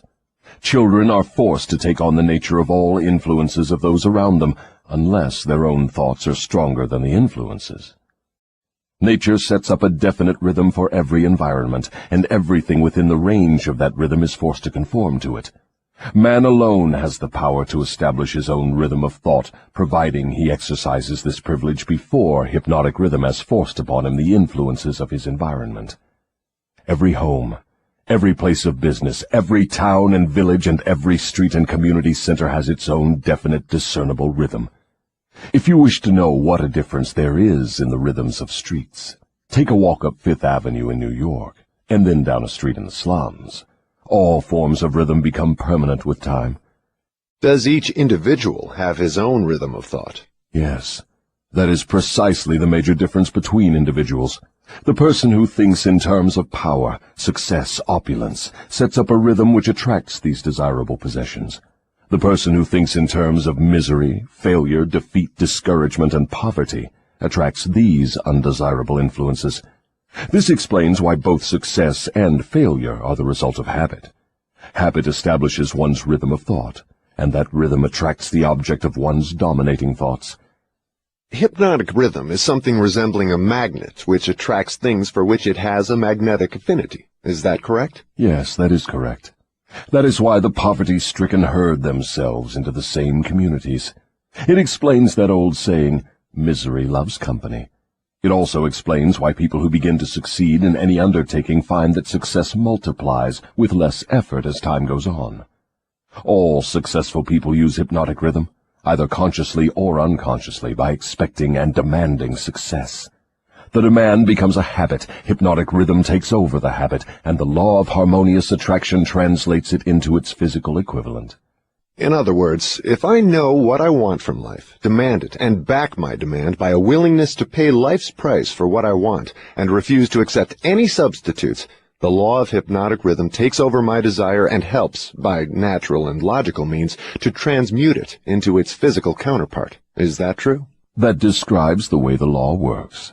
Science has established irrefutable evidence that people are what they are because of heredity and environment. They bring over with them at birth a combination of all the physical qualities of all their numberless ancestors. After they arrive here, they reach the age of self-consciousness, and from there on, they shape their own personalities and more or less fix their own earthly destinations as the result of the environmental influences to which they are subjected, especially the influences which control them during early childhood. These two facts have been so well established, there's no room for any intelligent person to question them. How can hypnotic rhythm change the nature of a physical body, which is a combination of thousands of ancestors who have lived and died before one is born? How can hypnotic rhythm change the influence of one's environment? People who are born in poverty and ignorance have a strong tendency to remain poverty-stricken and ignorant all through life. What, if anything, can hypnotic rhythm do about this? Hypnotic rhythm cannot change the nature of the physical body one inherits at birth. But it can and it does modify change, control and make permanent one's environmental influences. If I understand what you mean, a human being is forced by nature to take on and become a part of the environment he chooses, or the environment that may be forced upon him? That is correct. But there are ways and means by which an individual may resist the influences of an environment he does not wish to accept, and also a method of procedure by which one may reverse the application of hypnotic rhythm from negative to positive ends. Do you mean that there is a definite method by which hypnotic rhythm can be made to serve instead of destroy one? I mean just that. Tell me how this astounding end may be attained. For my description to be of any practical value, it will be necessarily lengthy, because it will have to cover 7 principles of psychology which must be understood and applied by all who use hypnotic rhythm to aid them in forcing life to yield that which they want. Then break your description into 7 parts, each giving a detailed analysis of one of the 7 principles with simple instructions for its practical application. Your Majesty will now proceed to unfold the secrets of the 7 principles through which human beings may force life to provide them with spiritual, mental, and physical freedom. Do not be sparing in your description of these principles. I want a complete illustration of how the principles may be used by anyone who chooses to use them. Tell us all you know about the principle of definiteness of purpose. If you go through with this mad idea of publishing my confession, you will open the gates of hell and turn loose all the precious souls I have collected back down through the ages. You will deprive me of souls yet unborn. You will release from my bondage millions now living. Stop, I beg of you. Open up. Let's hear what you have to say about the principle of definiteness of purpose. You are pouring water on the fires of hell, but the responsibility is yours, not mine. I may as well tell you that any human being who can be definite in his aims and plans can make life hand over whatever is wanted. That is a broad claim, Your Majesty. Do you wish to tone it down a bit? Tone it down? No, I wish to tone it up. When you hear what I now have to say, you will understand why the principle of definiteness is so important. My opposition uses a clever little trick to cheat me of my control over people. The opposition knows that definiteness of purpose closes the door of one's mind so tightly against me that I cannot break through unless I can induce one to form the habit of drifting. Why doesn't your opposition give your secret to all people by telling them to avoid you through definiteness of purpose? You have already admitted that 2 out of every 100 people belong to your opposition. Because I am more clever than my opposition. I draw people away from definiteness with my promises. You see, I control more people than my opposition because I am a better salesman and a better showman. I attract people by feeding them liberally of the thought habits in which they like to indulge. Is definiteness of purpose something with which one must be born, or may it be acquired? Everyone, as I have told you before, is born with the privilege of being definite, but 98 out of every 100 people lose this privilege by sleeping on it. The privilege of definiteness can be maintained only by adopting it as a policy by which one is guided in all the affairs of life. Oh, I see. One takes advantage of the principle of definiteness, just as one may build a strong physical body, through constant, systematic use. Is that it? You have stated the truth clearly and accurately. Now I think we are getting somewhere, Your Majesty. We have at long last found the starting point from which all who become self-determining in life must take off. We have discovered from your astounding confession that your greatest asset is man's lack of caution, which enables you to lead him into the jungle of indefiniteness through simple bribes. We have learned, beyond the question of doubt, that anyone who adopts definiteness of purpose as a policy and uses it in all of his daily experiences cannot be induced to form the habit of drifting.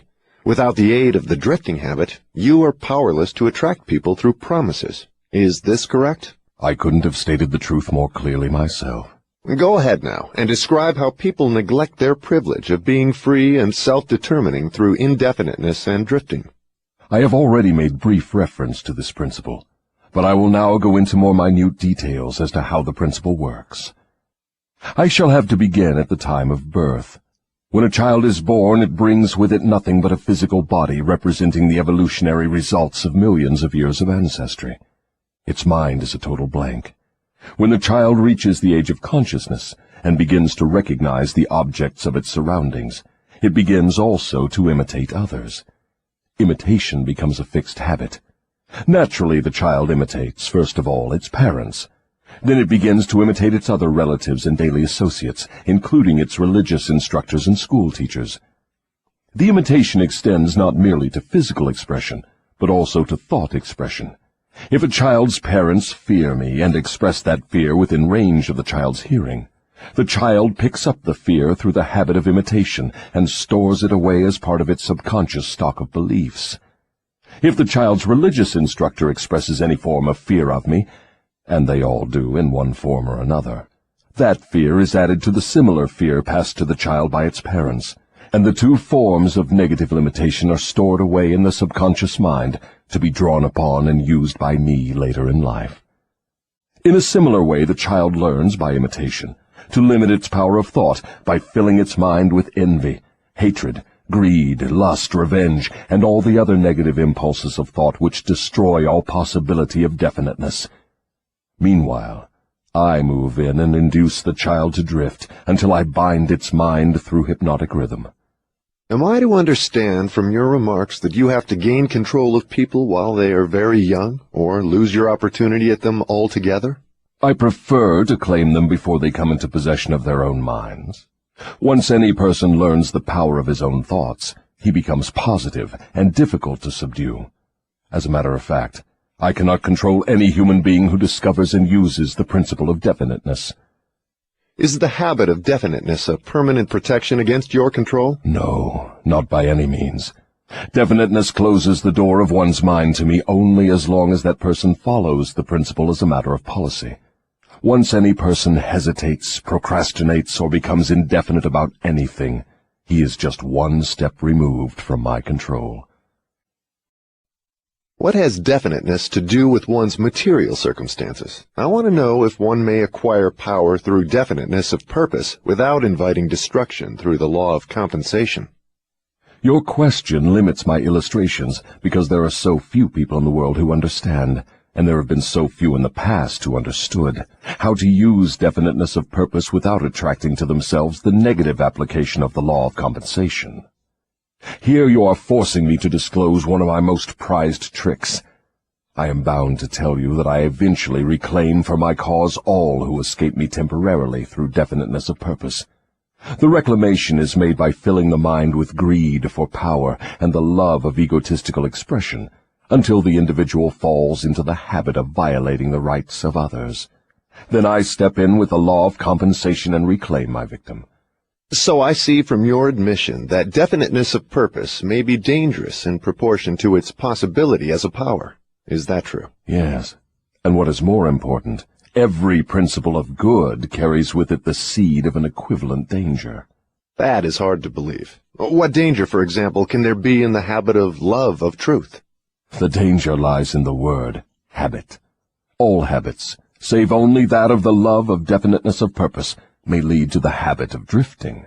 Love for truth, unless it assumes the proportion of definite pursuit of truth, may become similar to all other good intentions. You know, of course, what I do with good intentions. Is love for one's relatives also dangerous? The love for anything or anyone, save only the love of definiteness of purpose, may become dangerous. Love is a state of mind which beclouds reason, saps willpower, and blinds one to facts and truth. Everyone who becomes self-determining and gains spiritual freedom to think his own thoughts must examine carefully every emotion that seems even remotely related to love. You may be surprised to know that love is one of my most effective baits. With it I lead into the habit of drifting those whom I could attract with nothing else. That is why I have placed it at the head of my list of bribes. Show me what any person loves most, and I will have my cue as to how that person can be induced to drift, until I bind him with hypnotic rhythm. Love and fear combined give me the most effective weapons with which I induce people to drift. One is as helpful to me as the other. Both have the effect of causing people to neglect to develop definiteness in the use of their own minds. Give me control over a person's fears, and tell me what he loves most, and you may as well mark that person down as my slave. Both love and fear are emotional forces of such stupendous potency that either may completely set aside the power of will and the power of reason. Without will and reason, there is nothing left to support definiteness of purpose. But, Your Majesty, life would not be worth living if people never felt the emotion of love. Ah, you are right as far as your reasoning goes, but you neglected to add that love should be under one's definite control at all times. Of course, love is a desirable state of mind, but it also is a palliative, which may be used to limit or destroy reason and willpower, both of which rate above love in importance to human beings who want freedom and self-determination. I understand from what you say that people who gain power must harden their emotions, master fear, and subdue love. Is that correct? People who gain and maintain power must become definite in all their thoughts and all their deeds. If that is what you call hard, then they must become hard. Let us look into the sources of advantage of definiteness in the everyday affairs of life. Which is more apt to succeed, a weak plan applied with definiteness, or a sound, strong plan indefinitely applied? Weak plans have a way of becoming strong if definitely applied. You mean that any plan definitely put into continuous action in pursuit of a definite purpose may be successful, even if it is not the best plan? Yes, I mean just that. Definiteness of purpose plus definiteness of plan by which the purpose is to be achieved generally succeeds, no matter how weak the plan may be. The major difference between a sound and an unsound plan is that the sound plan, if definitely applied, may be carried out more quickly than an unsound plan. In other words, if one cannot be always right, one can and should be always definite. Is that what you were trying to get across to me? That is the idea. People who are definite in both their plans and their purposes never accept temporary defeat as being more than an urge to greater effort. You can see for yourself that this sort of policy is bound to win if it is followed with definiteness. Can a person who moves with definiteness of both plan and purpose be always sure of success? No. The best of plans sometimes misfire. But the person who moves with definiteness recognizes the difference between temporary defeat and failure. When plans fail, he substitutes others, but he does not change his purpose. He perseveres. Eventually, he finds a plan that succeeds. Will a plan based upon immoral or unjust ends succeed as quickly as one motivated by a keen sense of justice and morality? Through the operation of the law of compensation, everyone reaps that which he sows. Plans based on unjust or immoral motives may bring temporary success, but enduring success must take into consideration the fourth dimension, time. Time is the enemy of immorality and injustice. It is the friend of justice and morality. Failure to recognize this fact has been responsible for the crime wave among the youths of the world. The youthful, inexperienced mind is apt to mistake temporary success for permanency. The youth often makes the mistake of coveting the temporary gains of immoral, unjust plans, but neglects to look ahead and observe the penalties which follow as definitely as night follows day. This is pretty deep stuff, Your Majesty. Let us get back to the discussion of lighter and more concrete subjects that are likely to interest the majority of people. I'm interested in discussing the things that make people happy and miserable, rich and poor, sick and healthy.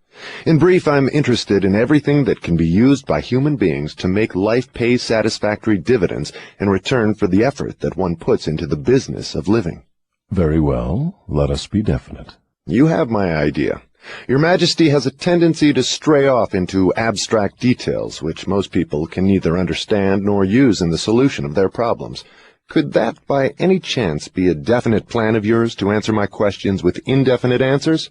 If that is your plan, it is a slick trick, but it will not work. Go ahead now, and tell me something more of the miseries and failures of human beings growing directly out of indefiniteness. Why not permit me to tell you more of the pleasures and successes of people who understand and apply the principle of definiteness? I observe that sometimes people with definiteness of plan and purpose get what they ask from life, only to find after they get it that they do not want it. What then? Generally, one can get rid of whatever is not wanted by application of the same principle of definiteness with which the thing was acquired. A life that is lived with fullness of peace of mind, contentment, and happiness always divests itself of everything it does not want. Anyone who submits to annoyance by things he does not want is not definite. He is a drifter. What about married people who cease to want each other? Should they separate? Or is it true that all marriages are made in heaven, and the contracting parties are, therefore, forever bound by their bargain, even though it may prove to be a poor one for both? First, let me correct that old saying that all marriages are made in heaven. I know of some which were made on my side of the fence. Minds which do not harmonize should never be forced to remain together in marriage or any other relationship. Friction and all forms of discord between minds lead inevitably to the habit of drifting, and of course to indefiniteness. Aren't people sometimes bound to others by a relationship of duty, which renders it impractical for them to take from life what they want most? Duty is one of the most abused and misunderstood words in existence. The first duty of every human being is to himself. Every person owes himself the duty of finding how to live a full and happy life. Beyond this, if one has time and energy, not needed in the fulfillment of his own desires, one may assume responsibility for helping others. Isn't that a selfish attitude? And isn't selfishness one of the causes of failure to find happiness? I stand by my statement that there is no higher duty than that which one owes himself. Doesn't a child owe something in the way of duty to its parents, who gave it life and sustenance during its periods of helplessness? Not at all. It is just the other way around. Parents owe their children everything they can give them in the way of knowledge. Beyond that, parents often spoil instead of helping their offspring by a false sense of duty, which prompts them to indulge their children instead of forcing them to seek and gain knowledge at first hand.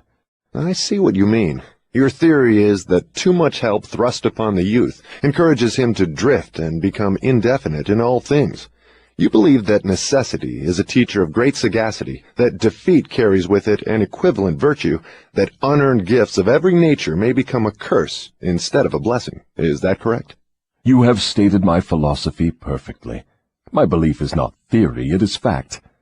Then you do not advocate prayer as a means of gaining desirable ends. On the contrary, I do advocate prayer, but not the sort of prayer that consists of empty, begging, meaningless words. The sort of prayer against which I am helpless is the prayer of definiteness of purpose. I never thought of definiteness of purpose as being a prayer. How can it be?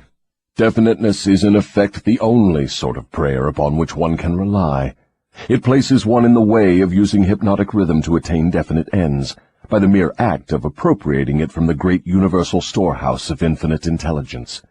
The appropriation, in case you are interested, takes place through definiteness of purpose, persistently pursued. Why do the majority of prayers fail? They don't.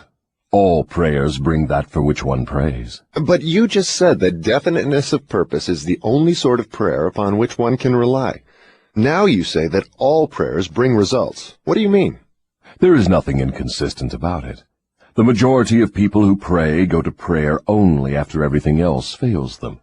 Naturally, they go with their minds filled with fear that the prayers will not be answered. Well, their fears are realized. The person who goes to prayer with definiteness of purpose and faith in the attainment of that purpose puts into motion the laws of nature, which transmute one's dominating desires into their physical equivalent. That is all there is to prayer. One form of prayer is negative and brings only negative results. One form is positive and brings definite positive results. Could anything be more simple? People who whine and beg God to assume responsibility for all their troubles and provide them with all the necessities and luxuries of life are too lazy to create what they want and translate it into existence through the power of their own minds.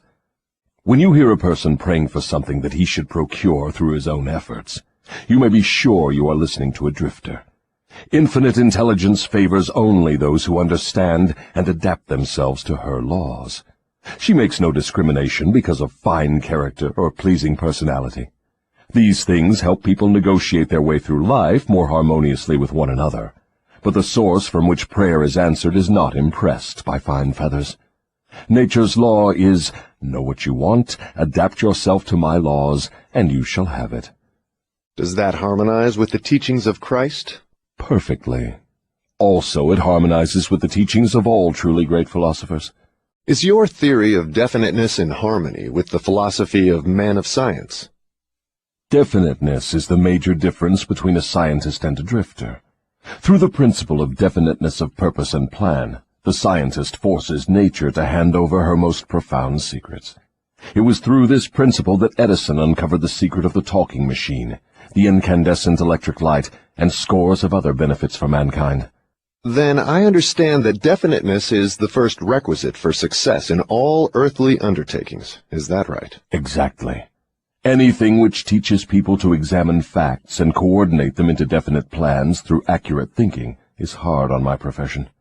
If this thirst for definite knowledge now spreading over the world keeps up, my business will be shot to pieces within the next few centuries.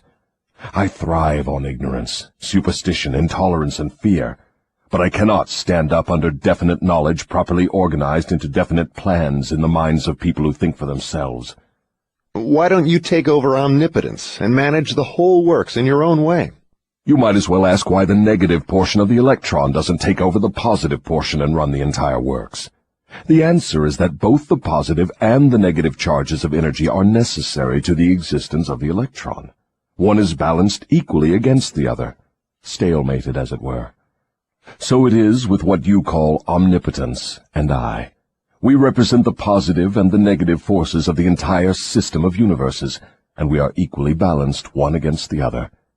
If this power of balance were shifted the slightest degree, the whole system of universes would become quickly reduced to a mass of inert matter. Now you know why I cannot take over the whole show and run it my way. If what you say is true, you have exactly the same power as omnipotence. Is that true? That is correct. My opposition, you call it omnipotence, expresses itself through the forces which you call good, the positive forces of nature. I express myself through the forces you call bad, the negative forces. Both good and bad are coincidental with existence. One is as important as the other. Then the doctrine of predestination is sound. People are born to success or failure, misery or happiness, to be good or bad, and they have nothing to do with this, nor can they modify their natures. Is that your claim? Emphatically not. Every human being has a wide range of choice in both his thoughts and his deeds. Every human being can use his brain for the reception and the expression of positive thoughts, or he can use it for the expression of negative thoughts. His choice in this important matter shapes his entire life. From what you have said, I gather the idea that human beings have more freedom of expression than either you or your opposition. Is that correct? That is true. Omnipotence and I are bound by immutable laws of nature. We cannot express ourselves in any manner not conforming to these laws. Then it is true that man has rights and privileges not available to either omnipotence or the devil. Is that the truth? Yes, that is true. But you might well have added that man is not yet fully awakened to the realization of this potential power. Man still regards himself as something resembling the worms in the dust. when in reality he has more power than all other living things combined. Definiteness of purpose seems to be a panacea for all evils of man. Not that, perhaps, but you may be sure no one ever will become self-determining without it. Why aren't children taught definiteness of purpose in the public schools? For the reason that there is no definite plan or purpose behind any of the school curricula. Children are sent to school to make credits and to learn how to memorize, not to learn what they want of life. What good is a school credit if one cannot convert it into the material and spiritual needs of life? I am only a devil, not an unwinder of riddles. I deduce from all you say that neither the schools nor the churches prepare the youths of the world with a practical working knowledge of their own minds. Is anything of more importance to a human being than an understanding of the forces and circumstances which influence his own mind? The only thing of enduring value to any human being is a working knowledge of his own mind. The churches do not permit a person to inquire into the possibilities of his own mind, and the schools do not recognize that such a thing as a mind exists. Aren't you a little hard on the schools and the churches? No, I am merely describing them as they are, without bias or prejudice. Aren't the schools and the churches your bitter enemies? Their leaders may think they are, but I am impressed only by facts.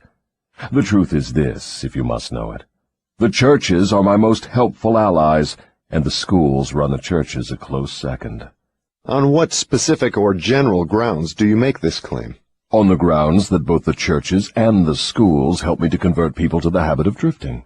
Do you realize that your charge is substantially a sweeping indictment of the two institutions of major importance which have been responsible for civilization in its present form? Do I realize it? Man alive, I gloat over it. If the schools and churches had taught people how to think for themselves, where would I be now? This confession of yours will disillusion millions of people whose only hope for salvation is in their churches. Isn't that a cruel thing to do to them? Wouldn't most people be better off living in the bliss of ignorance than to know the truth about you? What do you mean by the term salvation? From what are people being saved? The only form of enduring salvation that is worth a green fig to any human being is that which comes from recognition of the power of his own mind. Ignorance and fear are the only enemies from which men need salvation. You seem to hold nothing sacred. You are wrong. I hold sacred the one thing which is my master, the one thing I fear. What is that? The power of independent thought backed by definiteness of purpose. Then you do not have many people to fear. Only 2 out of every 100, to be exact. I control all others. Let's give the churches a rest and get back to the public schools. Your confession has shown clearly that you thrive and perpetuate yourself from one generation to another by the clever trick of taking over the minds of children before they have the chance to learn how to use their minds. I wish to know what is wrong with a public school system that permits the devil to control so many people. I wish to know also what can be done to the established system of teaching that will ensure all children the opportunity to learn, first, that they have minds, and second, how to use those minds to bring spiritual and economic freedom. I am putting the question to you definitely enough, and since you have stressed the importance of definiteness of purpose, I am here and now putting you on notice that your answer to my question must be definite. Wait a moment while I catch my breath. You have given me quite an order. It seems strange that you would come to the devil to learn how to live. I should think you would go to my opposition. Why don't you? Your Majesty, it is you who are on trial here, not I. I want the truth, and I am not particular as to the source from which I get it. There is something radically wrong with the system of education that has given us a balance sheet with life, that shows us hopelessly in the red and groping for the road to self-determination as if we were so many animals lost in the jungle. I want to know 2 things about this system. First, what is the major weakness of the system? Second, how can this weakness be eliminated?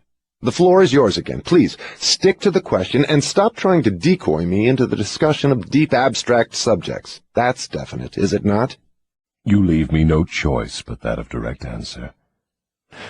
To begin with, the public school system approaches the subject of education from the wrong angle. The school system endeavors to teach children to memorize facts, instead of teaching them how to use their own minds.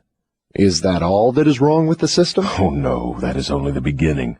Another major weakness of the school system is that it does not establish in the minds of children either the importance of definiteness of purpose, or make any attempt to teach youths how to be definite about anything. The major object of all schooling is to force the students to cram their memories with facts, instead of teaching them how to organize and make practical use of facts. This cramming system centers the attention of students on the accumulation of credits, but overlooks the important question of how to use knowledge in the practical affairs of life. This system turns out graduates whose names are inscribed upon parchment certificates, but whose minds are empty of self-determination. The school system got off to a bad start at the beginning. The schools began as institutions of higher learning, operated entirely for the select few whose wealth and family entitled them to education. Thus, the entire school system was evolved by beginning at the top and working back down to the bottom. It is no wonder the system neglects to teach children the importance of definiteness of purpose, when the system itself has literally evolved through indefiniteness. What would correct this weakness of the public school system? Let's not complain of the weakness of the system unless we are prepared to offer a practical remedy with which it can be corrected. In other words, while we are discussing the importance of definiteness of plan and purpose, let us take our own medicine and be definite. Why don't you lay off the schools and churches and save yourself plenty of trouble? Don't you know that you are poking your nose into the affairs of the two forces that control the world? Suppose you do show up the schools and the churches as being weak and inadequate for the needs of human beings. What then? With what are you going to replace these two institutions? Stop trying to evade my questions by the old trick of asking a counter-question. I do not propose to replace the schools and churches, but I do propose to find out, if I can, how these organized forces can be modified so that they will serve people instead of keeping them in ignorance. Go ahead now and give me a detailed catalog of all the changes in the public school system which would improve it. So you want the entire catalog, do you? Do you want the suggested changes in the order of their importance? Describe the changes needed, just as they come to you. You are forcing me to commit an act of treason against myself. But here it is. Reverse the present system by giving children the privilege of leading in their schoolwork instead of following orthodox rules designed only to impart abstract knowledge. Let instructors serve as students, and let the students serve as instructors. As far as possible, organize all schoolwork into definite methods through which the student can learn by doing, and direct the classwork so that every student engages in some form of practical labor connected with the daily problems of life. Ideas are the beginning of all human achievement. Teach all students how to recognize practical ideas that may be of benefit in helping them acquire whatever they demand of life. Teach the students how to budget and use time. And above all, teach the truth that time is the greatest asset available to human beings, and the cheapest. Teach the student the basic motives by which all people are influenced, and show how to use these motives in acquiring the necessities and the luxuries of life. Teach children what to eat, how much to eat, and what is the relationship between proper eating and sound health. Teach children the true nature and function of the emotion of sex. And above all, teach them that it can be transmuted into a driving force capable of lifting one to great heights of achievement. Teach children to be definite in all things, beginning with the choice of a definite major purpose in life. Teach children the nature of and possibilities for good and evil in the principle of habit, using as illustrations with which to dramatize the subject the everyday experiences of children and adults. Teach children how habits become fixed through the laws of hypnotic rhythm, and influence them to adopt, while in the lower grades, habits that will lead to independent thought. Teach children the difference between temporary defeat and failure, and show them how to search for the seed of an equivalent advantage which comes with every circumstance of defeat. Teach children to express their own thoughts fearlessly, and to accept or reject at will all ideas of others, reserving to themselves always the privilege of relying upon their own judgment. Teach children to reach decisions promptly and to change them, if at all, slowly and with reluctance, and never without a definite reason. Teach children that the human brain is the instrument with which one receives from the great storehouse of nature the energy which is specialized into definite thoughts, that the brain does not think, but serves as an instrument for the interpretation of stimuli which cause thought. Teach children the value of harmony in their own minds, and that this is attainable only through self-control. Teach children the nature and the value of self-control. Teach children that there is a law of increasing returns which can be and should be put into operation as a matter of habit, by rendering always more service and better service than is expected of them. Teach children the true nature of the Golden Rule, and above all show them that through the operation of this principle, everything they do to and for another, they also do to and for themselves. Teach children not to have opinions unless they are formed from facts, or beliefs which may reasonably be accepted as facts. Teach children that cigarettes, liquor, narcotics, and overindulgence in sex destroy the power of will and lead to the habit of drifting. Do not forbid these evils, just explain them. Teach children the danger of believing anything merely because their parents, religious instructors, or someone else says it is so. Teach children to face facts, whether they are pleasant or unpleasant, without resorting to subterfuge or offering alibis. Teach children to encourage the use of their sixth sense, through which ideas present themselves in their minds from unknown sources, and to examine all such ideas carefully. Teach children the full import of the law of compensation as it was interpreted by Ralph Waldo Emerson, and show them how the law works in the small, everyday affairs of life. Teach children that definiteness of purpose, backed by definite plans persistently and continuously applied, is the most efficacious form of prayer available to human beings. Teach children that the space they occupy in the world is measured definitely by the quality and quantity of useful service they render the world. Teach children there is no problem which does not have an appropriate solution, and that the solution often may be found in the circumstance creating the problem. Teach children that their only real limitations are those which they set up or permit others to establish in their own minds. Teach them that man can achieve whatever man can conceive and believe. Teach children that all schoolhouses and all textbooks are elementary implements which may be helpful in the development of their minds, but that the only school of real value is the great university of life, wherein one has the privilege of learning from experience. Teach children to be true to themselves at all times, and since they cannot please everybody, therefore to do a good job of pleasing themselves. That is an imposing list, but it seems conspicuous by the fact it ignores practically every subject now taught in the public schools. Was that intended? Yes. You asked for a list of suggested changes in public school curricula which would benefit children. Well, that is what you got. Some of the changes you suggest are so unorthodox they would shock most of the educators of today, wouldn't they? Most of the educators of today need to be shocked. A good sound shock often helps the brain that has been atrophied by habit. Would the changes you suggest for the public schools give children immunity against the habit of drifting? Yes, that is one of the results the changes would bring, but there are others, too.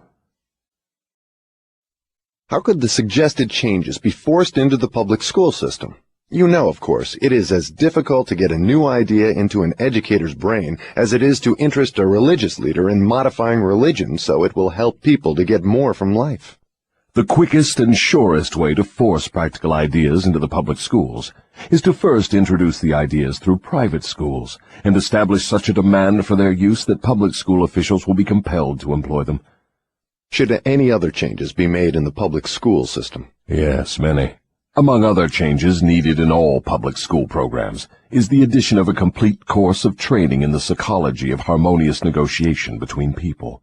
All children should be taught how to sell their way through life with the minimum amount of friction. Every public school should teach the principles of individual achievement through which one may attain to a position of financial independence. Classes should be abolished altogether. They should be replaced by the round table or conference system, such as businessmen employ. All students should receive individual instruction and guidance in connection with subjects which cannot be properly taught in groups. Every school should have an auxiliary group of instructors consisting of business and professional people, scientists, artists, engineers, and newspapermen, each of whom would impart to all the students a practical working knowledge of his own profession, business, or occupation. This instruction should be conducted through the conference system, to save the time of the instructors. What you have suggested is, in effect, an auxiliary system of instruction that would give all school children a working knowledge of the practical affairs of life, direct from the original source. Is that the idea? You've stated it correctly. Let us dismiss the public school system and go back to the churches for a moment. All my life, I have heard clergymen preaching against sin and warning sinners to beware and repent so they could be saved, but I've never heard any of them tell me what sin is. Will you give me some light on this subject? Sin is anything one does or thinks which causes one to be unhappy. Human beings who are in sound physical and spiritual health should be at peace with themselves and always happy. Any form of mental or physical misery indicates the presence of sin. Name some of the common forms of sin. It is a sin to overeat, because that leads to ill health and misery. It is a sin to overindulge in sex, because that breaks down one's willpower and leads to the habit of drifting. It is a sin to permit one's mind to be dominated by negative thoughts of envy, greed, fear, hatred, intolerance, vanity, self-pity, or discouragement, because these states of mind lead to the habit of drifting. It is a sin to cheat, lie, and steal, because these habits destroy self-respect, subdue one's conscience, and lead to unhappiness. It is a sin to remain in ignorance, because that leads to poverty and loss of self-reliance. It is a sin to accept from life anything one does not want, because that indicates an unpardonable neglect to use the mind. Is it a sin for one to drift through life without definite aim, plan, or purpose? Yes, because this habit leads to poverty and destroys the privilege of self-determination. It also deprives one of the privilege of using his own mind as a medium of contact with infinite intelligence. Are you the chief inspirer of sin? Yes. It is my business to gain control of the minds of people in every way possible.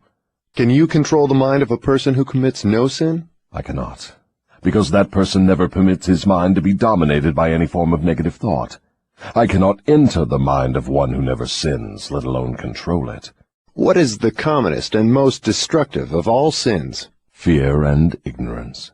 Have you nothing else to add to the list? There is nothing else to be added. What is faith? It is a state of mind wherein one recognizes and uses the power of positive thought as a medium by which one contacts and draws upon the universal store of infinite intelligence at will. In other words, faith is the absence of all forms of negative thought. Is that the idea? Yes, that is another way of describing it. Has a drifter the capacity to use faith? He may have the capacity, but he does not use it. Everyone has the potential power to clear his mind of all negative thoughts, and thereby avail himself of the power of faith. Stating the matter in another way, faith is definiteness of purpose backed by belief in the attainment of the object of that purpose. Is that correct? That's the idea exactly.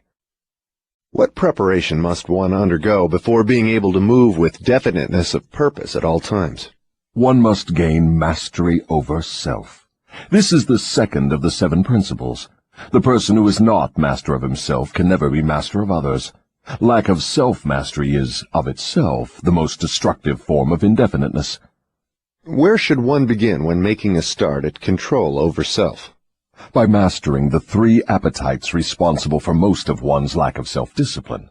The 3 appetites are 1. The desire for food, 2. The desire for expression of sex, 3. The desire to express loosely organized opinions.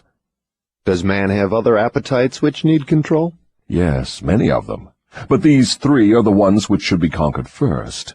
When a man becomes master of these 3 appetites, he has developed enough self-discipline to conquer easily those of lesser importance. But these are natural appetites. They must be indulged if one is to be healthy and happy. To be sure, they are natural appetites, but they are also dangerous, because people who have not mastered themselves overfeed the appetites. Self-mastery contemplates sufficient control over the appetites to enable one to feed them what they need and withhold food not needed. Your viewpoint is both interesting and educational. Describe the details through which I may understand how and under what circumstances people overfeed the appetites. Take the desire for physical food, for example. The majority of people are so weak in self-discipline they fill their stomachs with combinations of rich food which please the taste but overwork the organs of digestion and elimination. They pour into their stomachs both quantity and combinations of food, which the body chemist can dispose of only by converting the food into deadly toxic poisons. These poisons clog and stagnate the body's sewer system until it slows down in its work of elimination of waste matter. After a while, the sewer system stops working altogether, and the victim has what he calls constipation. By that time, he is ready for the hospital. Auto-intoxication, or body sewer poisoning, takes the machinery of the brain and rolls it into something resembling a wad of putty. The victim then becomes sluggish in his physical movements and mentally irritable and fussy.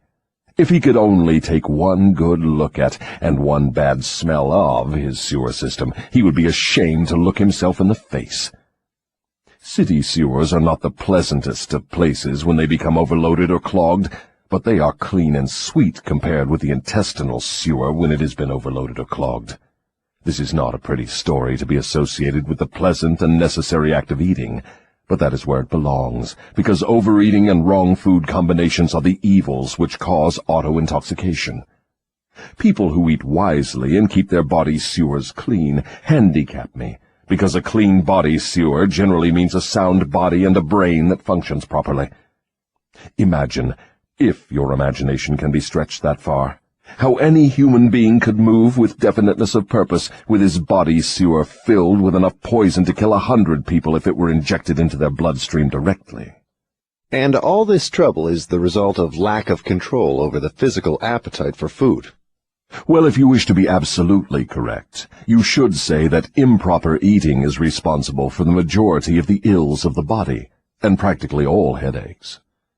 If you want proof of this, select 100 people suffering with headaches and give each of them a thorough washing out of their body sewer systems with a high enema, and observe that no fewer than 95 of the headaches will disappear within a few minutes after the sewers have been cleaned. From all you say about the intestinal tract, I gather the impression that mastery over the physical appetite for food means also mastery over the habit of neglecting to keep the intestines clean. Yes, that is true. It is just as important to eliminate the waste matter of the body and the unused portions of food as it is to take the right amount and the correct combinations of food. I never thought of auto-intoxication as being one of your devices of control over people, and I am utterly shocked to know how many people are victims of this subtle enemy. Let's hear what you have to say of the other two appetites. Well, take the desire for sex expression. Now there is a force with which I master the weak and the strong, the old and the young, the ignorant and the wise. In fact, I master all who neglect to master sex. How can one master the emotion of sex? By the simple process of transmuting that emotion into some form of activity other than copulation. Sex is one of the greatest of all forces which motivate human beings. Because of this fact, it is also one of the most dangerous forces. If humans would control their sex desires and transmute them into a driving force with which to carry on their occupation, that is, if they spent on their work 1/2 the time they dissipate in pursuit of sex, they would never know poverty. Do I understand you to imply there is a relationship between sex and poverty? Yes, where sex is not under definite control. If allowed to run its natural course, sex will quickly lead one into the habit of drifting. Is there any relationship between sex and leadership? Yes, all great leaders in every walk of life are highly sexed, but they follow the habit of controlling their sex desires, switching them into a driving force behind their occupation. Is the habit of overindulgence in sex as dangerous as the habit of taking narcotics or liquor? There is no difference between these habits. Both lead to hypnotic control through the habit of drifting. Why does the world look upon sex as something vulgar? Because of the vulgar abuse people have made of this emotion. It is not sex that is vulgar. It is the individual who neglects or refuses to control and guide it. Do you mean by your statement that one should not indulge the desire for sex? No, I mean that sex, like all other forces available to man, should be understood, mastered, and made to serve man. The desire for sex expression is as natural as the desire for food. The desire can no more be killed than one can entirely stop a river from flowing. If the emotion of sex is shut off from the natural mode of expression, it will break out in some other less desirable form, just as a river will, if dammed, break through and flow around the dam. The person who has self-discipline understands the emotion of sex, respects it, and learns to control and transmute it into constructive activities. Just what damage is there in overindulgence of sex? The greatest damage is that it depletes the source of man's greatest driving force and wastes, without adequate compensation, man's creative energy. It dissipates energy needed by nature to maintain physical health. Sex is nature's most useful therapeutic force. It depletes the magnetic energy which is the source of an attractive, pleasing personality. It removes the sparkle from one's eyes and sets up discord in the tone of one's voice. It destroys enthusiasm, subdues ambition, and leads inevitably to the habit of drifting on all subjects. I would like for you to answer my question in another way by telling me what beneficial ends the emotion of sex may be made to attain if mastered and transmuted. Controlled sex supplies the magnetic force that attracts people to one another. It is the most important factor of a pleasing personality. It gives quality to the tone of voice, and enables one to convey through the voice any feeling desired. It serves, as nothing else can serve, to give motive power to one's desires. It keeps the nervous system charged with the energy needed to carry on the work of maintaining the body. It sharpens the imagination and enables one to create useful ideas. It gives quickness and definiteness to one's physical and mental movements. It gives one persistence and perseverance in the pursuit of one's major purpose in life. It is a great antidote for all fear. It gives one immunity against discouragement. It helps to master laziness and procrastination. It gives one physical and mental endurance while undergoing any form of opposition or defeat. It gives one the fighting qualities necessary under all circumstances for self-defense. In brief, it makes winners and not quitters. Are those all the advantages you claim for controlled sex energy? No, they are only some of the more important benefits it provides. Perhaps some will believe the greatest of all the virtues of sex is that it is nature's method of perpetuation of all living things. This alone should remove all thought that sex is vulgar. I gather from what you say that the emotion of sex is a virtue, not a fault. It is a virtue when controlled and directed to the attainment of desirable ends. It is a fault when neglected and permitted to lead to acts of lust. Why aren't these truths taught to children by their parents in the public schools? The neglect is due to ignorance of the real nature of sex. It is just as necessary in maintaining health for one to understand and properly use the emotion of sex as it is to keep the body's sewer system clean. Both subjects should be taught in all public schools and all homes where there are children. Wouldn't the majority of parents need instruction on the proper function and use of sex before they could intelligently teach their children? Yes, and so would the public school teachers. What relative position of importance would you give to the need for accurate knowledge on the subject of sex? It is next to the top of the list. There is but one thing of greater importance to human beings. That is accurate thought. Do I understand you to say that knowledge of the true functions of sex and ability to think accurately are the two things of greatest importance to mankind? That is what I intend you to understand. Accurate thinking comes first because it is the solution to all man's problems, the answer to all his prayers, the source of opulence and all material possessions. Accurate thinking is aided by properly controlled and directed sex emotion, because sex emotion is the same energy as that with which one thinks.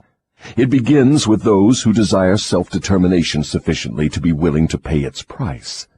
No one can be entirely free, spiritually, mentally, physically, and economically, without learning the art of accurate thinking. No one can learn to think accurately without including, as a part of the needed knowledge, information on the control of sex emotion through transmutation. It will be a great surprise to many people to learn there is so close a relationship between thinking and sex emotion. Tell us now about the third appetite, and let's see what it has to do with self-discipline. The habit of expressing loosely organized opinions is one of the most destructive of habits. Its destructiveness consists in its tendency to influence people to guess instead of searching for the facts when they form opinions, create ideas, or organize plans. The habit develops a grasshopper mind, one that jumps from one thing to another but never completes anything. And, of course, carelessness in the expression of opinions leads to the habit of drifting. From there it is only a step or two until one is bound by the law of hypnotic rhythm, which automatically prohibits accurate thinking. What other disadvantages are there in free expression of opinions? The person who talks too much informs the world of his aims and plans, and gives to others the opportunity to profit by his ideas. Wise men keep their plans to themselves, and refrain from expressing uninvited opinions. This prevents others from appropriating their ideas, and makes it difficult for others to interfere with their plans. Why do so many people indulge in the habit of expressing uninvited opinions? The habit is one way of expressing egotism and vanity. The desire for self-expression is inborn in people. The motive back of the habit is to attract the attention of others and to impress them favorably. Actually, it has just the opposite effect. When the self-invited speaker attracts attention, it usually is unfavorable. Yes. What other disadvantages has the habit? The person who insists on talking seldom has an opportunity to learn by listening to others. But isn't it true that a magnetic speaker often puts himself in the way of opportunity to benefit himself by attracting the attention of others through his powers of oratory? Yes, a magnetic orator does have an asset of tremendous value in his ability to impress people by his speech. But he cannot make the best use of this asset if he forces his speech on others without their invitation. No single quality adds more to one's personality than the ability to speak with emotional feeling, force, and conviction. But the speaker must not impose his speech upon others without being invited to do so. There is an old saying that nothing is worth more than its actual cost. This applies as well to the free, uninvited expression of opinions as to material things. What about people who volunteer their opinions by expressing them in writing? Do they also suffer by lack of self-discipline? One of the worst pests on earth is the person who writes uninvited letters to people of prominence. Men in public office, moving picture stars, men who have succeeded in business or written a best-selling book. And people whose names appear often in the newspapers are continuously besieged by people who write letters expressing their opinion on all subjects. But the writing of uninvited letters is a harmless way of finding pleasure through self-expression, is it not? What damage does one do by the habit? Habits are contagious. Every habit attracts a flock of its relatives. The habit of doing anything that is useless leads to the formation of other habits that are useless, especially the habit of drifting. But that is not all the dangers associated with the habit of indulging in uninvited expression of opinions. The habit creates enemies and places in their hands dangerous weapons by which they may do great injury to the one who indulges in it. Thieves and confidence men and racketeers pay big prices for the names and addresses of the writers of uninvited letters. Knowing as they do, the writers of these letters become easy victims of all manner of schemes that result in the loss of their money. They refer to the writers of such letters as nuts. If you wish to know how foolish people are who write uninvited letters, read the nut column of any newspaper, the column in which the paper publishes the voluntary opinions of its readers, and you will see for yourself how the writers of such letters antagonize people and invite opposition from others. Now, I had no idea, Your Majesty, that people get into so much difficulty through uninvited expression of their opinions. But now that you have brought up the subject, I do remember writing the editor of a prominent magazine an uninvited letter of criticism, which cost me a fine position on his staff, at a fat salary. That is a perfect example. The proper place to begin self-discipline is right where you stand. The way to begin is by recognizing the truth, that there is nothing for good or evil throughout the myriads of universes except the power of natural law. There is no individual personality anywhere throughout the myriad of universes with the slightest power to influence a human being, save nature and human beings themselves. There is no human being now living, no human being has ever lived, and no human being ever will live with the right or the power to deprive another human being of the inborn privilege of free and independent thought. That privilege is the only one over which any human being can have absolute control. No adult human being ever loses the right to freedom of thought, but most humans lose the benefits of this privilege either by neglect or because it has been taken away from them by their parents or religious instructors before the age of understanding. These are self-evident truths, no less important because they are being called to your attention by the devil, than they would be if brought to your attention by my opposition. But what are people going to lean upon in the hour of emergency when they know not where nor to whom to appeal? Let them lean upon the only dependable power available to any human being. And what is that? Themselves. The power of their own thoughts. The only power they can control and may rely upon. The only power which cannot be perverted, colored, modified, or falsified by their dishonest fellow human beings. All you say seems logical, but why must I come to the devil to discover such profound truths? Let's get back to the 7 principles. You've already disclosed enough information to show clearly that the secret of how to break the power of hypnotic rhythm is wrapped in the 7 principles. You have shown, too, that the most important of these principles is self-discipline. Now, go ahead and describe the other 5 principles you have not yet mentioned and indicate what part they play in giving one self-discipline. First, let me summarize that part of my confession we have already covered. I have frankly told you that my 2 most effective devices for mastering human beings are the habit of drifting and the law of hypnotic rhythm. I have shown you that drifting is not a natural law, but a man-made habit which leads to man's submission to the law of hypnotic rhythm. The 7 principles are the media by which man may break the hold of hypnotic rhythm and take possession again of his own mind. You see, therefore, the 7 principles are the 7 steps which lead victims of hypnotic rhythm out of the self-made prisons in which they are bound. The 7 principles are the master key that unlocks the door to spiritual, mental, and economic self-determination. Is that true? Yes, that's another way of stating the truth. Is failure ever a benefit to man? Yes. Indeed, learning from adversity is the 3rd of the 7 principles. But few people know that every adversity brings with it the seed of an equivalent advantage.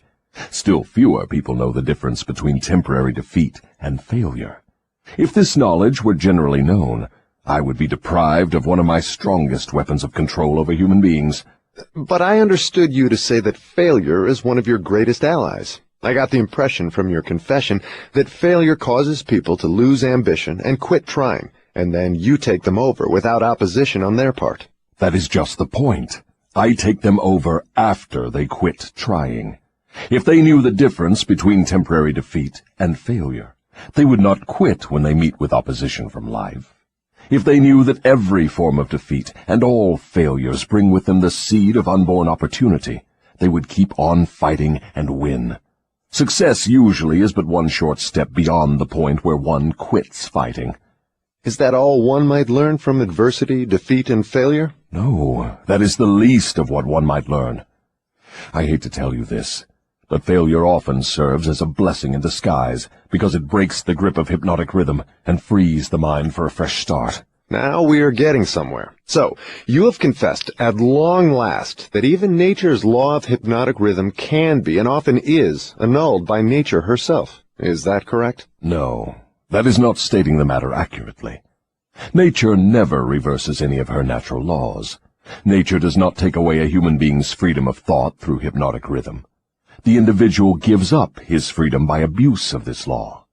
If a man jumped from a tree and was killed by the sudden impact of his body with the earth through the law of gravity, you wouldn't say nature murdered him, would you? You would say the man neglected to relate himself properly to the law of gravity. I'm beginning to see. The law of hypnotic rhythm is capable of both negative and positive application. It may drag one down to slavery through loss of the privilege of freedom of thought, or it may help one rise to great heights of achievement through the free use of thought, depending on how the individual relates himself to the law. Is that correct? Now you have it right. But what about failure? One does not fail intentionally with purpose aforethought. No one encourages temporary defeat. These are circumstances over which the individual often has no control whatsoever.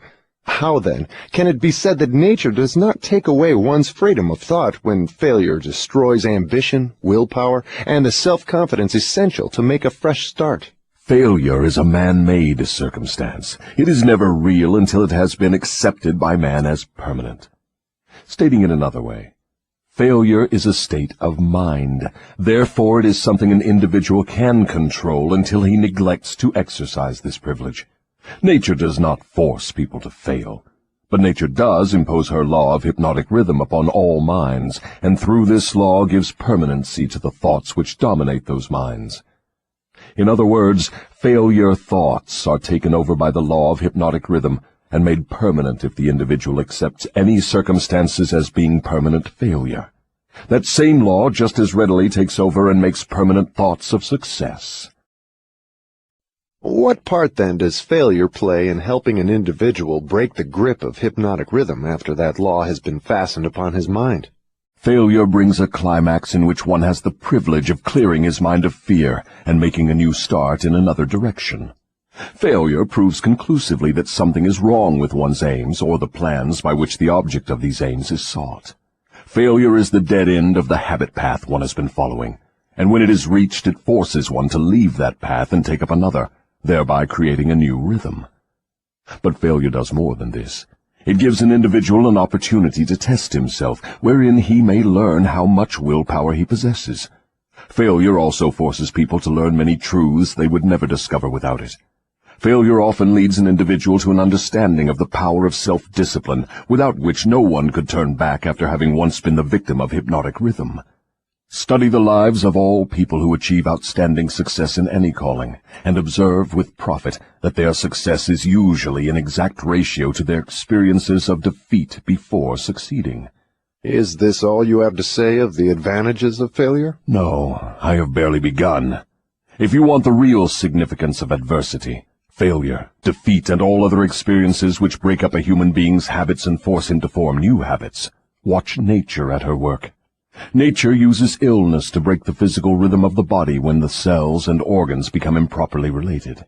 She uses economic depressions to break the rhythm of mass thought when great numbers of people become improperly related, through business, social, and political activities. And she uses failure to break the rhythm of negative thought when an individual becomes improperly related to himself in his own mind. Observe carefully, and you will see that everywhere in nature there is always at work a natural law which gives eternal change to all matter, all energy, and to the power of thought. The only permanent thing in the universe is change, eternal, inexorable change, through which every atom of matter and every unit of energy has the opportunity to properly relate itself to all other units of matter and energy. And every human being has the opportunity and the privilege of properly relating himself to all other human beings, no matter how many mistakes he makes, or how many times or in what ways he may be defeated. When mass failure overtakes a nation, such as the 1929 World Business Depression, the circumstance is in perfect harmony with nature's plan to break up man's habits and give out fresh opportunities. What you are saying intrigues me. Am I to understand that hypnotic rhythm has something to do with the way people relate themselves to one another? That abstract, elusive thing called character is nothing but a manifestation of the law of hypnotic rhythm. Therefore, when speaking of one's character, it would be proper to say his thought habits have been crystallized into a positive or a negative personality. Through hypnotic rhythm, one is good or bad because of the knitting together of his thoughts and deeds through hypnotic rhythm. One is bound by poverty or blessed with abundance because his aims, plans, and desires, or lack of them, have been made permanent and real by hypnotic rhythm. Is that all you have to say of the connection between hypnotic rhythm and human relationships? No, I have just begun. Remember, while I am talking, I am speaking of the influence of hypnotic rhythm in connection with all human relationships. Men who succeed in business do so entirely because of the way they relate themselves to their associates and to others outside of the business. Professional men who succeed do so largely because of the manner in which they relate themselves to their clients. It is much more important for the lawyer to know people and to know the laws of nature than it is to know the law. And the doctor is a failure before he starts unless he knows how to relate himself to his patients so as to establish their faith in him. Marriage succeeds or fails entirely because of the manner in which the participants relate themselves to one another. Proper relationship in marriage begins with a proper motive for the marriage. Most marriages do not bring happiness because the contracting parties neither understand nor attempt to understand the law of hypnotic rhythm, through the operation of which every word they speak, every act in which they engage, and every motive by which they are inspired to deal with each other is picked up and woven into a web that entangles them in controversial misery, or gives to them the wings of freedom through which they soar above all forms of unhappiness. Every newly made acquaintanceship between people ripens into friendship and then into spiritual harmony, sometimes called love, or plants a germ of suspicion and doubt which evolves and grows into open rebellion, according to the way in which the participants in the acquaintanceship relate themselves to one another. Hypnotic rhythm picks up the dominating motives, aims, purposes, and feelings of the contacting minds, and weaves these into some degree of faith or fear, love or hatred. After the pattern has taken definite shape, as it does with time, it is forced upon the contacting minds and made a part thereof. In this silent way does nature make permanent the dominating factors of every human relationship. In every human relationship, the evil motives and the evil deeds of the contacting individuals are coordinated and consolidated into definite form and subtly woven into that all-important human trait known as character. In the same manner, the motives and the deeds of good are consolidated and forced upon the individual. You see, therefore, it is not only one's deeds, but also one's very thoughts which determine the nature of all human relationships. You are leading into pretty deep water. Let's keep it near the shore, where I can follow you without fear of getting beyond a safe depth. Go ahead and tell me how this subject of human relationships actually works in the current affairs of a problem-filled world such as we have today. That is a happy thought. But let me make sure you understand the principles I am telling about, before I try to show you how to apply them in the affairs of life. I wish to be sure you understand that the law of hypnotic rhythm is something that no one can control, influence, or evade. But everyone can relate himself to this law so as to benefit by its inexorable operation. Harmonious relationship with the law consists entirely of the individual changing his habits so they represent the circumstances and the things the individual wants and is willing to accept. No one can change the law of hypnotic rhythm any more than one can change the law of gravity, but everyone can change himself. Remember, therefore, in all the discussion of this subject, that all human relationships are made and maintained by the habits of the individuals related. The law of hypnotic rhythm plays only the part of solidifying the factors which constitute human relationships, but it does not create those factors. Before we go further with the discussion of human relationships, I want you to get a clear understanding of the subconscious mind. The term subconscious mind represents a hypothetical physical organ which has no actual existence. The mind of man consists of universal energy, some call it infinite intelligence, which the individual receives, appropriates, and organizes in definite thought forms through the network of intricate physical apparatus known as a brain. These thought forms are replicas of various stimuli which reach the brain through the 5 commonly known physical senses, and the 6th sense, which is not so well known. When any form of stimuli reaches the brain and takes the definite shape of thought, it is classified and stored away in a group of the brain cells known as the memory group. All thoughts of a similar nature are stored together, so that the bringing forth of one leads to easy contact with all its associates. The system is very similar to the modern office filing cabinet, and it is operated in a similar manner. The thought impressions with which one mixes the greatest amount of emotion or feeling are the dominating factors of the brain, because they are always near the surface, at the top of the filing system, so to speak, where they spring into action voluntarily the moment an individual neglects to exercise self-discipline. These emotion-laden thoughts are so powerful, they often cause an individual to rush into action and indulge in deeds which have not been submitted to or approved by his reasoning faculty. These emotional outbursts usually destroy harmony in all human relationships. The brain often brings together combinations of emotional feelings so powerful they completely set aside the control of the reasoning faculty. On all such occasions, human relationships are apt to be lacking in harmony.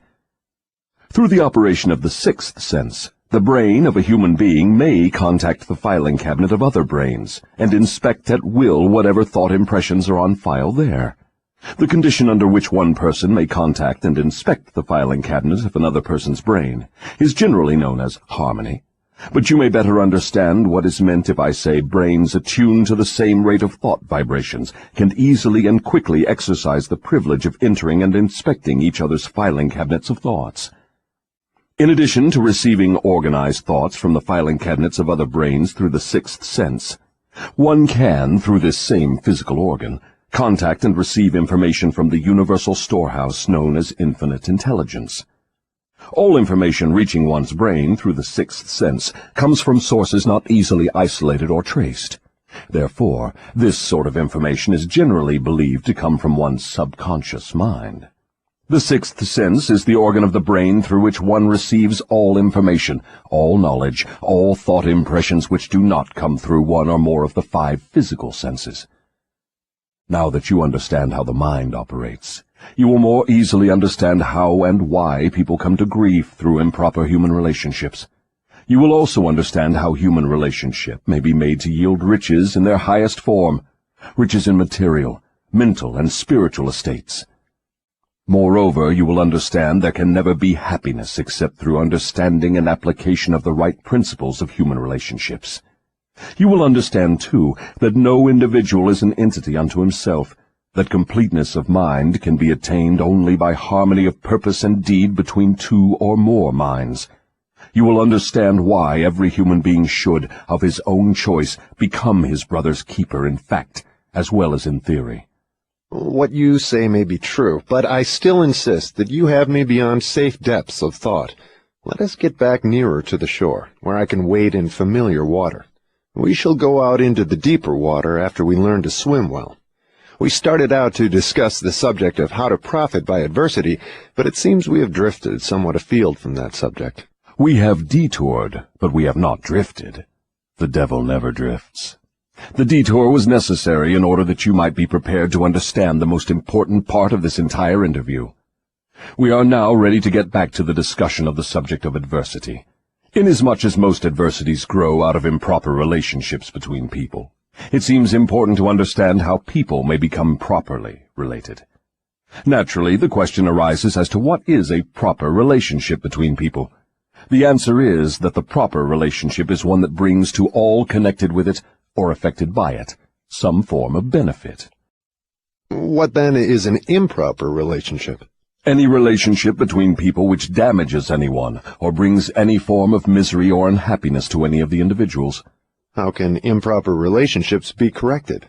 By change of mind of the person causing the improper relationship, or by changing the persons to the relationship. Some minds harmonize naturally, while others just as naturally clash.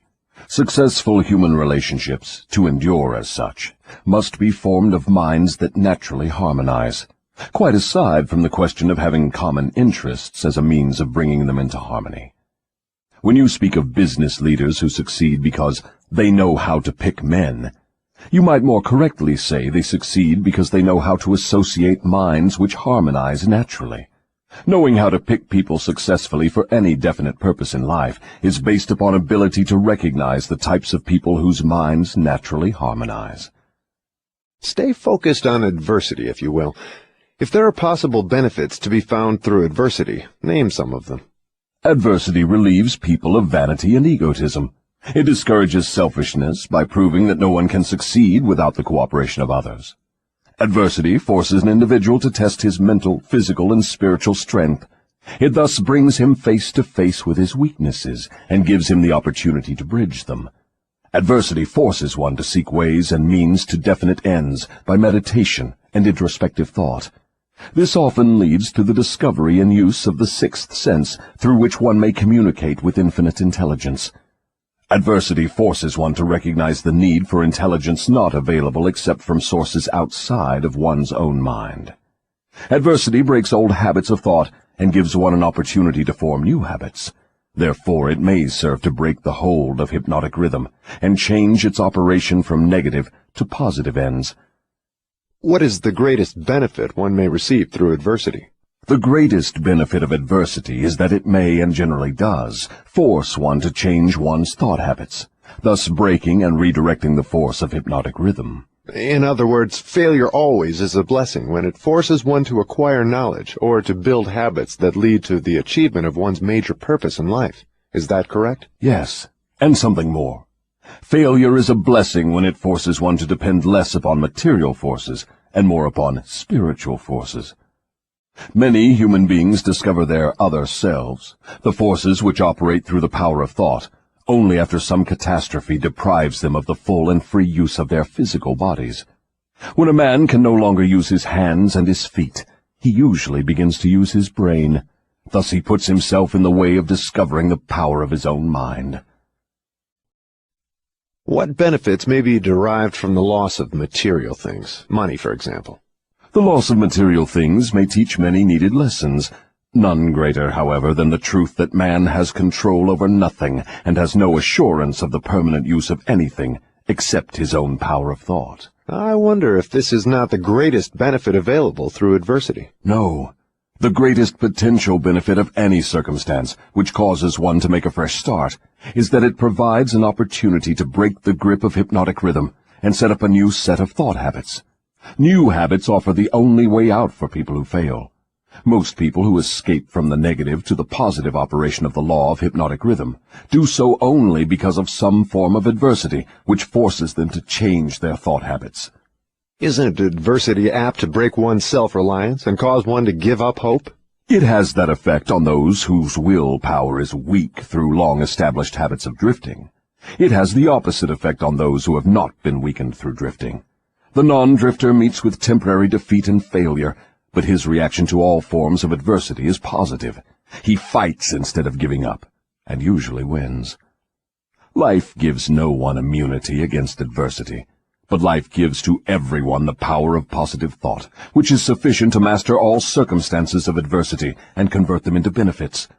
The individual is left with the privilege of using or neglecting to use his prerogative right to think his way through all adversities. Every individual is forced either to use his thought power for the attainment of definite positive ends, or by neglect or design, use this power for the attainment of negative ends. There can be no compromise, no refusal to use the mind. The law of hypnotic rhythm forces every individual to give some degree of use, either negative or positive, to his mind. But it does not influence the individual as to which use he will make of his mind.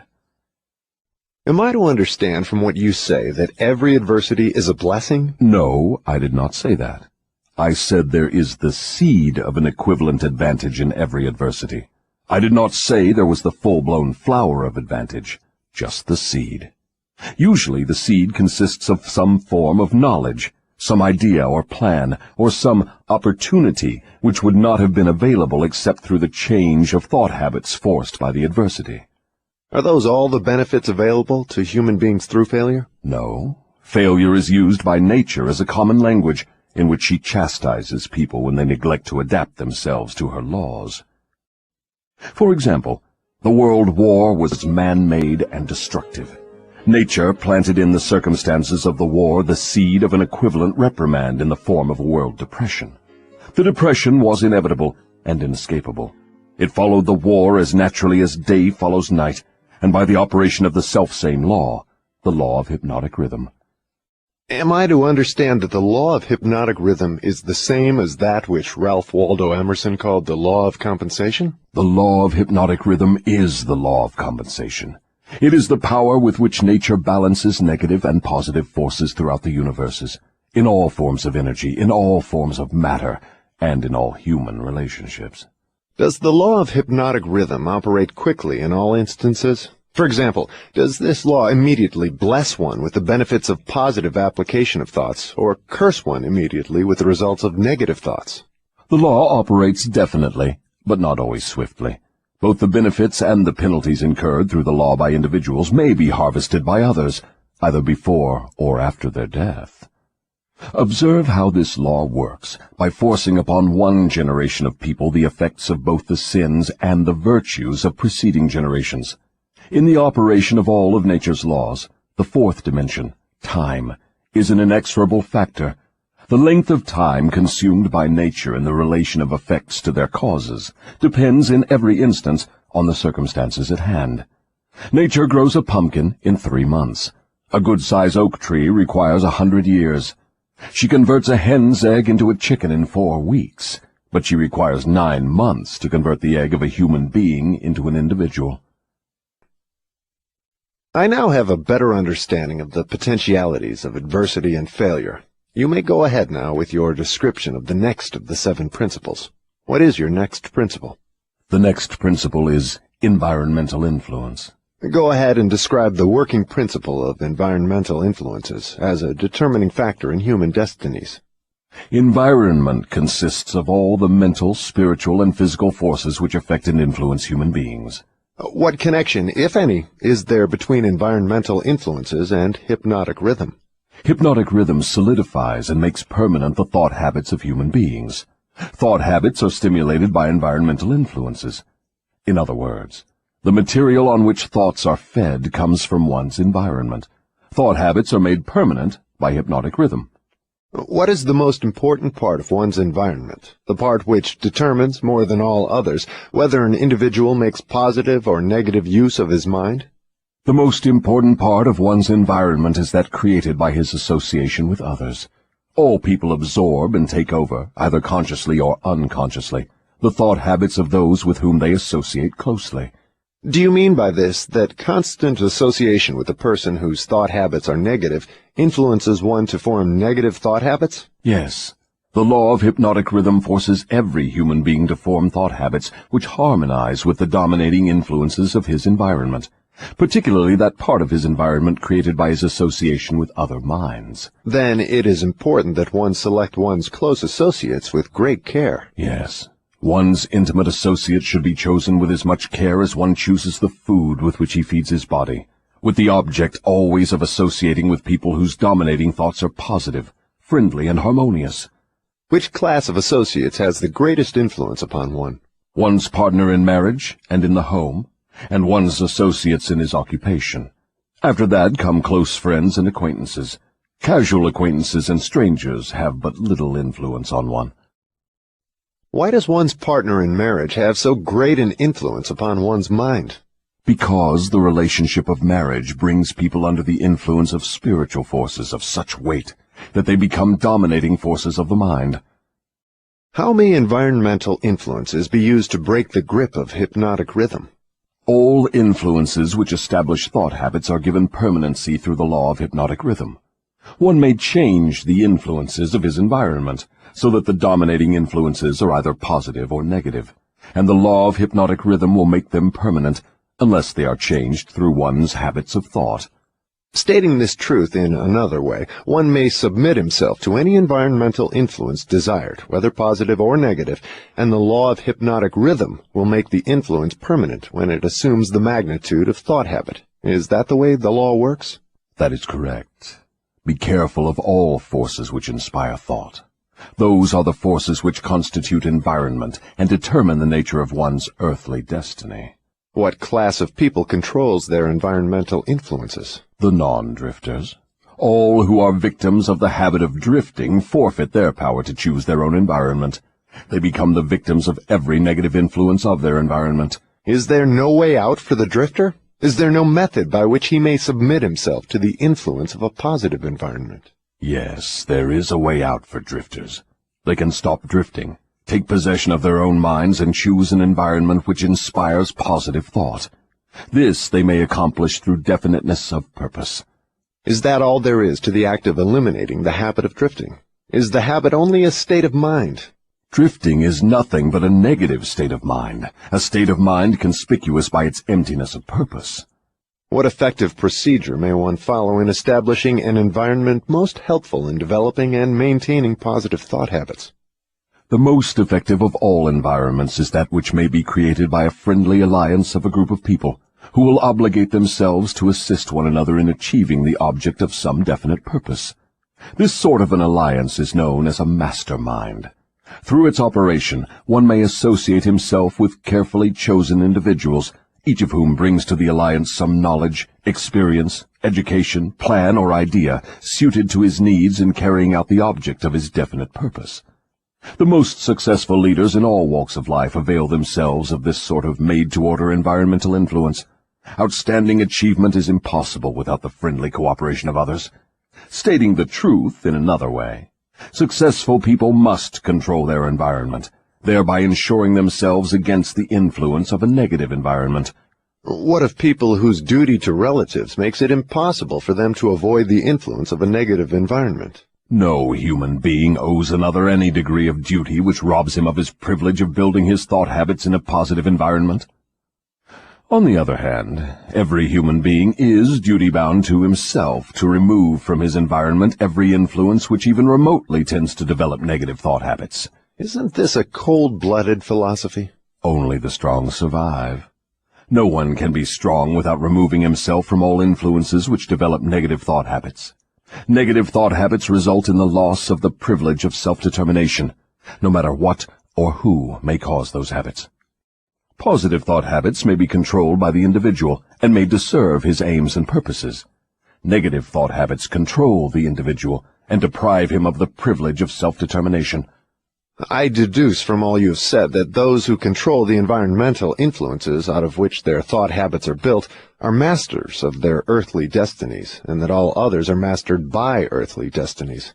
Is that stating the matter correctly? Perfectly stated. What establishes one's thought habits? All habits are established because of inherent or acquired desires, or motives. That is, habits are begun as the result of some form of definite desire. What takes place in the physical brain while one is forming thought habits? Desires are organized impulses of energy, called thoughts. Desires that are mixed with emotional feeling magnetize the brain cells in which they are stored and prepare those cells to be taken over and directed by the law of hypnotic rhythm. When any thought appears in the brain or is created there, and is mixed with keen emotional feeling of desire, the law of hypnotic rhythm begins at once to translate it into its physical counterpart. Dominating thoughts, which are acted upon first by the law of hypnotic rhythm, are those with which are mixed the strongest desires and the most intense feelings. Thought habits are established by the repetition of the same thoughts. What are the most impelling basic motives or desires which inspire thought action?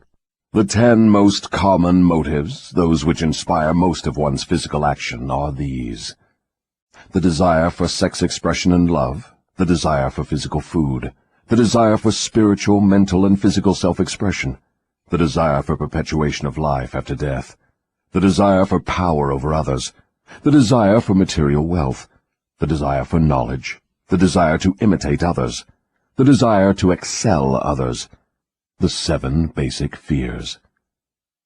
These are the dominating motives which inspire the majority of all human endeavors. What about the negative desires, such as greed, envy, avarice, jealousy, anger? Are these not expressed more often than any of the positive desires? All negative desires are nothing but frustrations of positive desires. They are inspired by some form of defeat, failure, or neglect by human beings to adapt themselves to nature's laws in a positive way. That's a new slant on the subject of negative thoughts. If I correctly understand what you have said, all negative thoughts are inspired by one's neglect or failure to adapt oneself harmoniously to nature's laws. Is that correct? That is exactly correct. Nature will not tolerate idleness or vacuums of any sort. All space must be and is filled with something.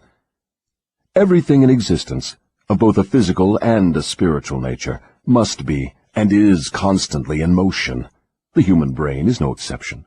It was created to receive, organize, specialize, and express the power of thought. When the individual does not use the brain for the expression of positive, creative thoughts, nature fills the vacuum by forcing the brain to act upon negative thoughts. There can be no idleness in the brain. Understand this principle, and you will come into a new and important understanding of the part environmental influences take in the lives of human beings. You will better understand also how the law of hypnotic rhythm operates, it being the law which keeps everything and everyone constantly moving through some form of expression of either negative or positive principles. Nature is not interested in morals as such. She is not interested in right and wrong. She is not interested in justice and injustice. She is interested only in forcing everything to express action according to its nature. That is an enlightening interpretation of nature's ways. To whom may I turn for corroboration of your claims? To men of science, to the philosophers, to all accurate thinkers. Lastly, to the physical manifestations of nature herself. Nature has no such thing as dead matter. Every atom of matter is constantly in a state of motion. All energy is constantly in motion. There are no dead voids anywhere. Time and space are literally manifestations of motion of such swiftness that it cannot be measured by human beings. Alas, one is forced to the conclusion from what you say that the sources of dependable knowledge are shockingly limited. The developed sources of knowledge are limited. Every normal adult human brain is a potential gateway to all the knowledge there is throughout the universes. Every normal adult brain has within its mechanism the possibility of direct communication with infinite intelligence, wherein exists all the knowledge that is or can ever be.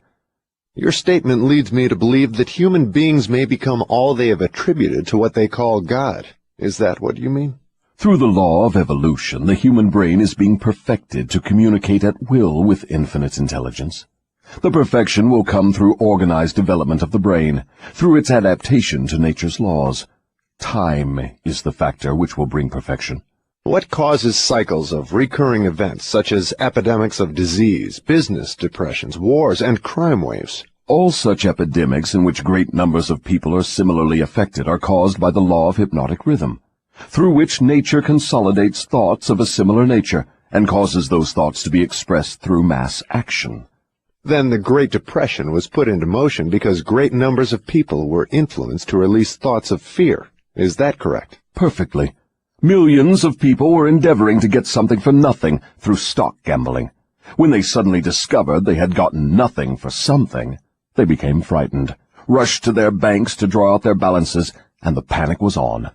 Through mass thought of millions of minds, all thinking in terms of fear of poverty, the depression was prolonged over a period of years. From what you say, I deduce that nature consolidates the dominating thoughts of people and expresses these thoughts through some form of mass action, such as business depressions, business booms, and so on. Is that correct? You have the right idea. Let us now take up the next of the 7 principles. Go ahead and describe it. The next principle is time, the 4th dimension. What relationship is there between time and the operation of the law of hypnotic rhythm? Time is the law of hypnotic rhythm. The lapse of time required to give permanency to thought habits depends upon the object and the nature of the thoughts. But I understood you to say that the only enduring thing in nature is change. If that is true, then time is constantly changing, rearranging, and recombining all things, including one's thought habits. How then could the law of hypnotic rhythm give permanency to one's thought habits? Time divides all thought habits into 2 classes, negative thoughts and positive thoughts. One's individual thoughts are, of course, constantly changing and being recombined to suit the individual's desires. But thoughts do not change from negative to positive, or vice versa, except through voluntary effort on the part of the individual. Time penalizes the individual for all negative thoughts, and rewards him for all positive thoughts, according to the nature and purpose of the thoughts. If one's dominating thoughts are negative, time penalizes the individual by building in his mind the habit of negative thinking, and then proceeds to solidify this habit into permanency every second of its existence. Positive thoughts are, likewise, woven by time into permanent habits. The term permanency, of course, refers to the natural life of the individual. In the strict sense of the term, nothing is permanent. Time converts thought habits into what might be called permanency during the life of the individual. Now I have a better understanding of how time works. What other characteristics has time in connection with the earthly destiny of human beings? Time is nature's seasoning influence through which human experience may be ripened into wisdom. People are not born with wisdom, but they are born with the capacity to think, and they may, through the lapse of time, think their way into wisdom. Do youths ever possess wisdom? Only in very elementary matters. Wisdom comes only through the lapse of time. It cannot be inherited, and it cannot be imparted from one person to another except through the lapse of time. Does the lapse of time force an individual to acquire wisdom? No. Wisdom comes only to non-drifters who form positive thought habits as a dominating force in their lives. Drifters and those whose dominating thoughts are negative never acquire wisdom, except of a very elementary nature. From what you say, I infer that time is the friend of the person who trains his mind to follow positive thought habits, and the enemy of the person who drifts into negative thought habits. Is that correct? That is precisely true. All people can be classified as drifters and non-drifters. Drifters are always at the mercy of the non-drifters, and time makes this relationship permanent. Do you mean that if I drift along through life without definite aim or purpose, the non-drifter may become my master, and time only serves to give the non-drifter a stronger and more permanent grip upon me? That is stating the truth exactly. What is wisdom? Wisdom is the ability to relate yourself to nature's laws so as to make them serve you, and the ability to relate yourself to other people so as to gain their harmonious, willing cooperation in helping you to make life yield whatever you demand of it. Then accumulated knowledge is not wisdom. Great heavens, no! If knowledge were wisdom, the achievements of science would not have been converted into implements of destruction. What is needed to convert knowledge into wisdom? Time, plus the desire for wisdom. Wisdom is never thrust upon one. It is acquired, if at all, by positive thinking, through voluntary effort. Is it safe for all people to have knowledge? It is never safe for anyone to have extensive knowledge without wisdom. What is the age at which most people who acquire wisdom begin to acquire it? The majority of people who acquire wisdom do so after they have passed the age of 40. Prior to that time, the majority of people are too busy gathering knowledge and organizing it into plans to spend any effort seeking wisdom. What circumstance of life is most apt to lead one to acquire wisdom? Adversity and failure. These are nature's universal languages through which she imparts wisdom to those who are ready to receive it. Do adversity and failure always bring wisdom? No, only to those who are ready for wisdom and have voluntarily sought it. What determines one's readiness to receive wisdom? Time and the nature of one's thought habits. Is newly acquired knowledge the same as time-tested knowledge? No. Knowledge tested through the lapse of time always is superior to that which has been newly acquired. Time gives to knowledge definiteness in both quality and quantity, and dependability. One can never be sure of knowledge that has not been tested. What is dependable knowledge? It is knowledge which harmonizes with natural law, which means that it is based upon positive thought. Does time modify and alter the values of knowledge? Yes, time modifies and alters all values. That which is accurate knowledge today may become null and void tomorrow because of time's rearrangement of facts and values. Time modifies all human relationships for better or for worse, depending upon the policy through which people relate themselves to one another. In the realm of thought there is a time when it is proper to sow the seeds of thought, and there is a proper time to reap the harvest of those thoughts, the same as there is a time to sow and a time to reap from the soil of the earth. Without the proper measurement of time between the sowing and the reaping, nature modifies or withholds the rewards of the sowing. Go ahead now and describe the last two of the 7 principles. The next principle is harmony. Throughout nature one may find evidences that all natural law moves in an orderly manner, through the law of harmony. Through the operation of this law, nature forces everything within the range of a given environment to become harmoniously related.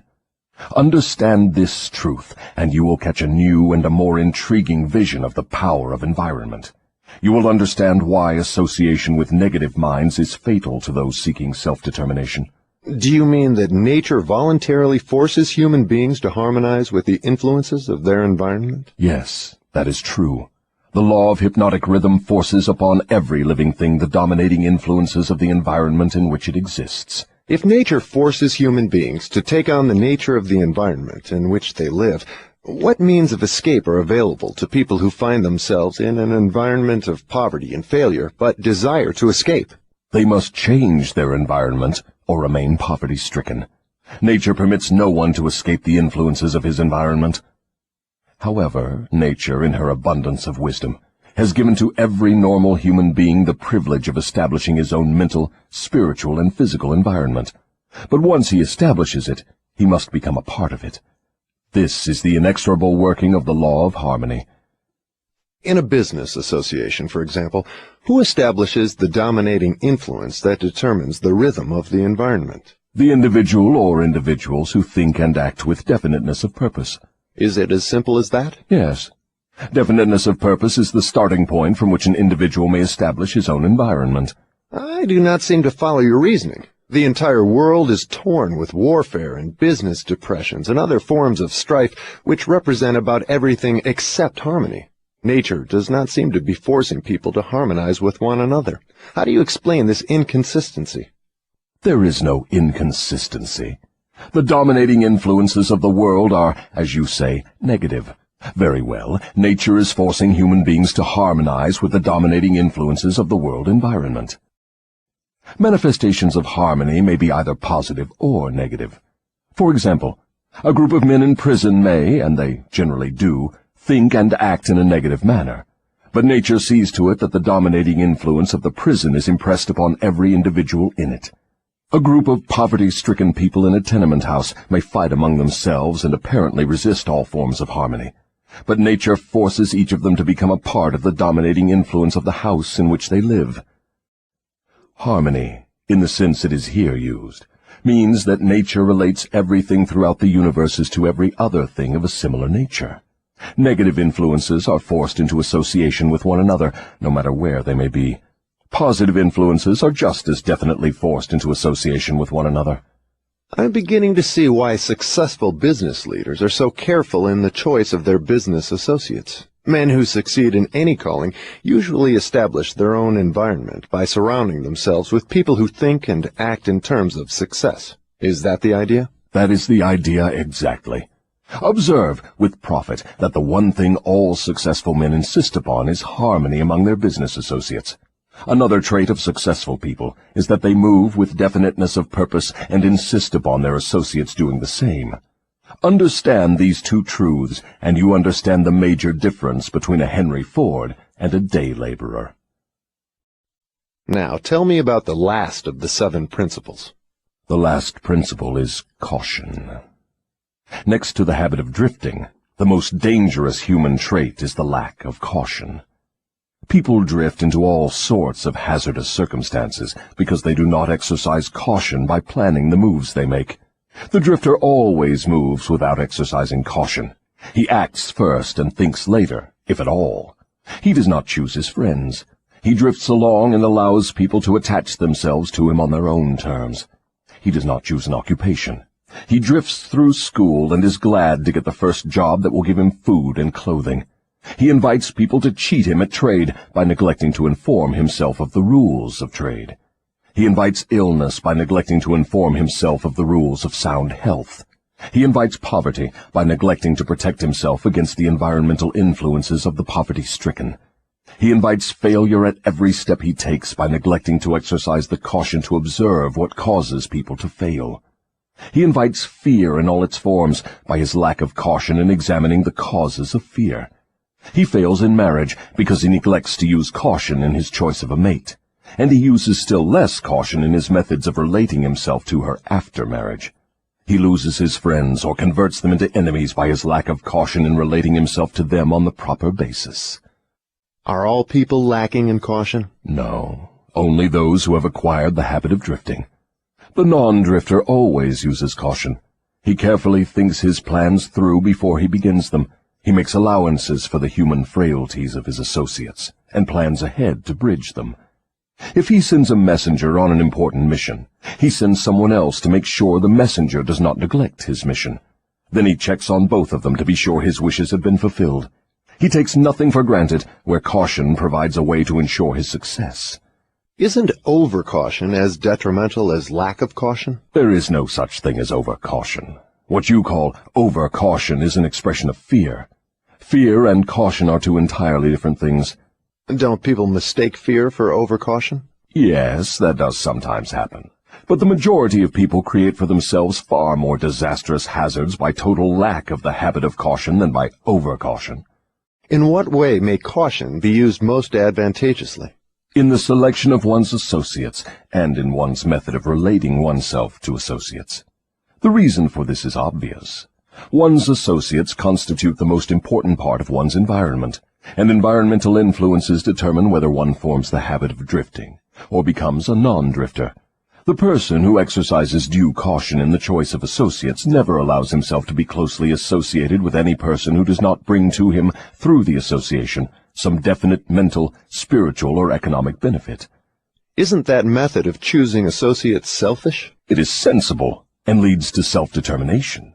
It is the desire of every normal person to find material success and happiness. Nothing contributes more to one's success and happiness than carefully chosen associates. Caution in the selection of associates becomes, therefore, the duty of every person who wishes to become happy and successful. The drifter allows his closest associates to attach themselves to him on their own terms. The non-drifter carefully selects his associates and allows no one to become closely associated with him unless that person contributes some form of helpful influence or bestows some definite benefit. It never occurred to me that caution in the selection of friends had so definite a bearing on one's success or failure. Do all successful people exercise caution in the selection of all their associates, whether in business, social, or professional relationships? Without the exercise of caution in the choice of all associates, no one may be certain of success in any calling. On the other hand, lack of exercise of caution brings almost certain defeat in whatever one undertakes. Summary. 3 things connected with my interview with the devil interest me most. These 3 factors interest me because they have been the most important influences in my own life, a fact which any listener of my story can easily discern. The 3 important factors are the habit of drifting, the law of hypnotic rhythm through which all habits are made permanent, and the element of time. Here is a trio of forces which hold inviolate the destinies of all men. The 3 take on a new and more important meaning when they are grouped and studied as a combined force.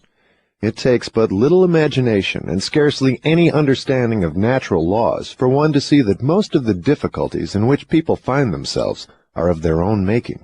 Moreover, difficulties seldom are the outgrowth of immediate circumstances. They are generally the climax of a series of circumstances which have been consolidated through the habit of drifting and with the aid of time. Samuel Insull did not lose his $4 billion industrial empire as the result of the Depression. He began losing it long before the Depression, when he became the victim of a group of women who flattered him into turning his talents from public utilities to grand opera. If ever a man in a high position in the financial world went down because of the power of drifting, hypnotic rhythm, and time, that man was Samuel Insull. I am writing from accurate knowledge of Mr. Insull and the cause of his troubles dating from the time that I served with him during the World War to the time of his ill-advised attempt to run away from himself. Henry Ford went through the same depression that swept Mr. Insull under, but Ford came out on top without a scratch. Do you want to know the reason? I'll tell you. Ford has the habit of not drifting on any subject. Time is Ford's friend, because he has formed the habit of using it in a positive, constructive manner, with the aid of thoughts of his own making, woven into plans of his own creation. Take any circumstance you wish, measure it with reference to its relationship to the habit of drifting, hypnotic rhythm, and time, and you may ascertain accurately the cause of all success and all failure. Franklin D. Roosevelt went into office with a bang during his first term. He had but one major purpose in mind, and that was very definite. It was to stop the stampede of fear and start people to thinking and talking in terms of business recovery instead of business depression. In carrying out that purpose, there was no drifting. The forces of the entire nation were consolidated and moved as one to help carry out the president's definite purpose. For the first time in the history of America, the newspapers of all political leanings, the churches of all denominations, the people of all races and colors, and the political organizations of all brands united themselves into one stupendous power for the sole purpose of helping the president restore faith and normal business relationships in the country. In a conference held between the president and a group of emergency advisors a few days after he went into office, I asked him what was his major problem. He replied, "It is not a question of majors and minors. We have but one problem, and that is to stop fear and supplant it with faith." Before the end of his first year in office, the president had stopped fear and supplanted it by faith, and the nation was slowly but surely on the way out of the jungle of depression. By the end of his first term, mark well the element of lapse of time, the president had so effectively consolidated the forces of American business and private life that he had an entire nation in back of him, ready, willing, and enthusiastically desirous of following his lead, no matter which way he went. These are facts well known to everyone who reads newspapers or listens to the radio. Then came another presidential election and the opportunity for the people to express their faith in their leader. They expressed it in a landslide without precedent in American politics, and the president went into office a second time with an almost unanimous electorate vote, with only 2 states meekly dissenting. Now observe how the wheel of life began to reverse itself and turn back in the other direction. The president changed his policy from definiteness of purpose to indefiniteness and drifting. His change of policy split the powerful labor group and turned more than half of it against him. It split the almost solid following he held in both houses of Congress, and more important than all this, it split the American people into pro- and anti-groups, with the result that about all the president had left of his original political assets was his $1,000,000 smile and his ready handshake, obviously not enough to enable him to regain the power he once wielded in American life. Here, then, we have an excellent example of a man who skyrocketed to great power through definiteness of purpose and belly-flop to the starting point by his habit of drifting. In both his rise and his fall can be seen clearly the operation of the principles of drifting and non-drifting reaching a climax through the power of hypnotic rhythm and time. All my life, the devil had a dramatic story to tell of his dealings with me. He saw me drift in and out of scores of business opportunities for which many would have given a king's ransom. He saw me drifting in my policy of relating myself to others, particularly in my lack of caution in business dealings. The circumstance which saved me from fatal control of the law of hypnotic rhythm was the definiteness of purpose with which, at long last, I dedicated my entire life to the organization of a philosophy of individual achievement. I drifted at one time or another on all my minor whims and endeavors, but my drifting was offset by my major purpose, which was sufficient to restore my courage and start me once more in the quest of knowledge every time I was defeated in connection with my minor aims. I learned something of the hazardous nature of the habit of drifting while engaged in analyzing more than 25,000 people in connection with the organization of the law of success. These analyses showed that only 2 out of every 100 have a definite major aim in life. The other 98 were caught by the habit of drifting. It seems more than a coincidence that my analyses clearly corroborated the devil's claim that he controls 98 out of every 100 people because of their habit of drifting. Looking back over my own career, I can see clearly that I could have avoided the majority of the temporary defeats with which I met if I had been definitely following a plan for the attainment of my major purpose in life. From my experience in having analyzed the problems of more than 5,000 families, I know definitely that the majority of married people who get out of harmony with each other do so because of the accumulation of a great number of little circumstances in their married relationship, which could have been cleared up and disposed of as they arose if there had been a definite policy to do so. They do not live their married life with definiteness of purpose. So the story has gone, all back down the ages. The man with the most definite plan and purpose and the most power rides on to victory. The others scurry for cover and get crushed under the heels of those who are more determined. The answer is not hard to find. There is no use looking toward high heaven for it. For my part, I would prefer to seek the answer from the devil, for he would tell me quickly enough that victory goes to the people who know what they want and are determined to have it. They have mastered the habit of drifting. They have definite policies, definite plans, and definite objectives. Their opposition, which may outnumber them very greatly, has no chance against them, because the opposition has no plan, no purpose, no policy, except that of drifting along, hoping that something may turn up to help them. In those 3 brief sentences, you have the sum and the substance of the difference between success and failure, power and lack of it. We come now near to the end of our visit through this book. If we were to try to state in one brief sentence the most important part of that which I have tried to convey through the book, it would be something like this. One's dominating desires can be crystallized into their physical equivalents through definiteness of purpose, backed by definiteness of plans, with the aid of nature's law of hypnotic rhythm and time. There you have the positive phase of the philosophy of individual achievement I've tried to describe through this book, brought down to an irreducible minimum of brevity and simplicity. If you expand the philosophy for the purpose of adapting it to the circumstances of life, you find that it is as broad as life itself, that it covers all human relationships, all human thoughts, aims, and desires. So here we are, at the end of the strangest of all the thousands of interviews I have had with the great and the near great, over a period of 50 years of labor in my search for the truths of life that lead to happiness and economic security. How strange indeed that after having had active cooperation from men such as Carnegie, Edison, and Ford, I should have been compelled, finally, to go to the devil for a working knowledge of the greatest of all the principles uncovered in my quest for truth. How strange that I was forced to experience poverty and failure and adversity in 100 forms before being given the privilege of understanding and using a law of nature which softens the thrust of these wicked weapons or wipes them out altogether.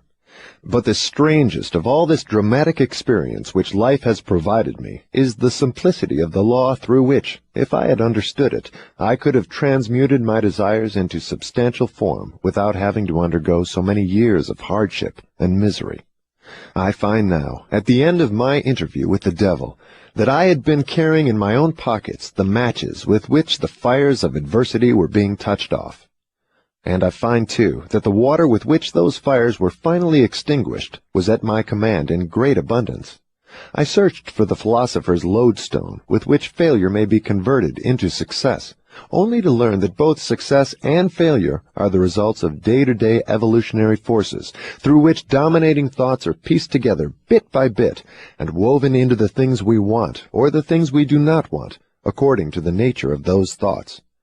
How unfortunate that I did not understand this truth from the time that I reached the age of reason, for if I had understood it then, I might have been able to go around some of the hurdles I've been forced to jump as I walked through the valley of the shadow of life.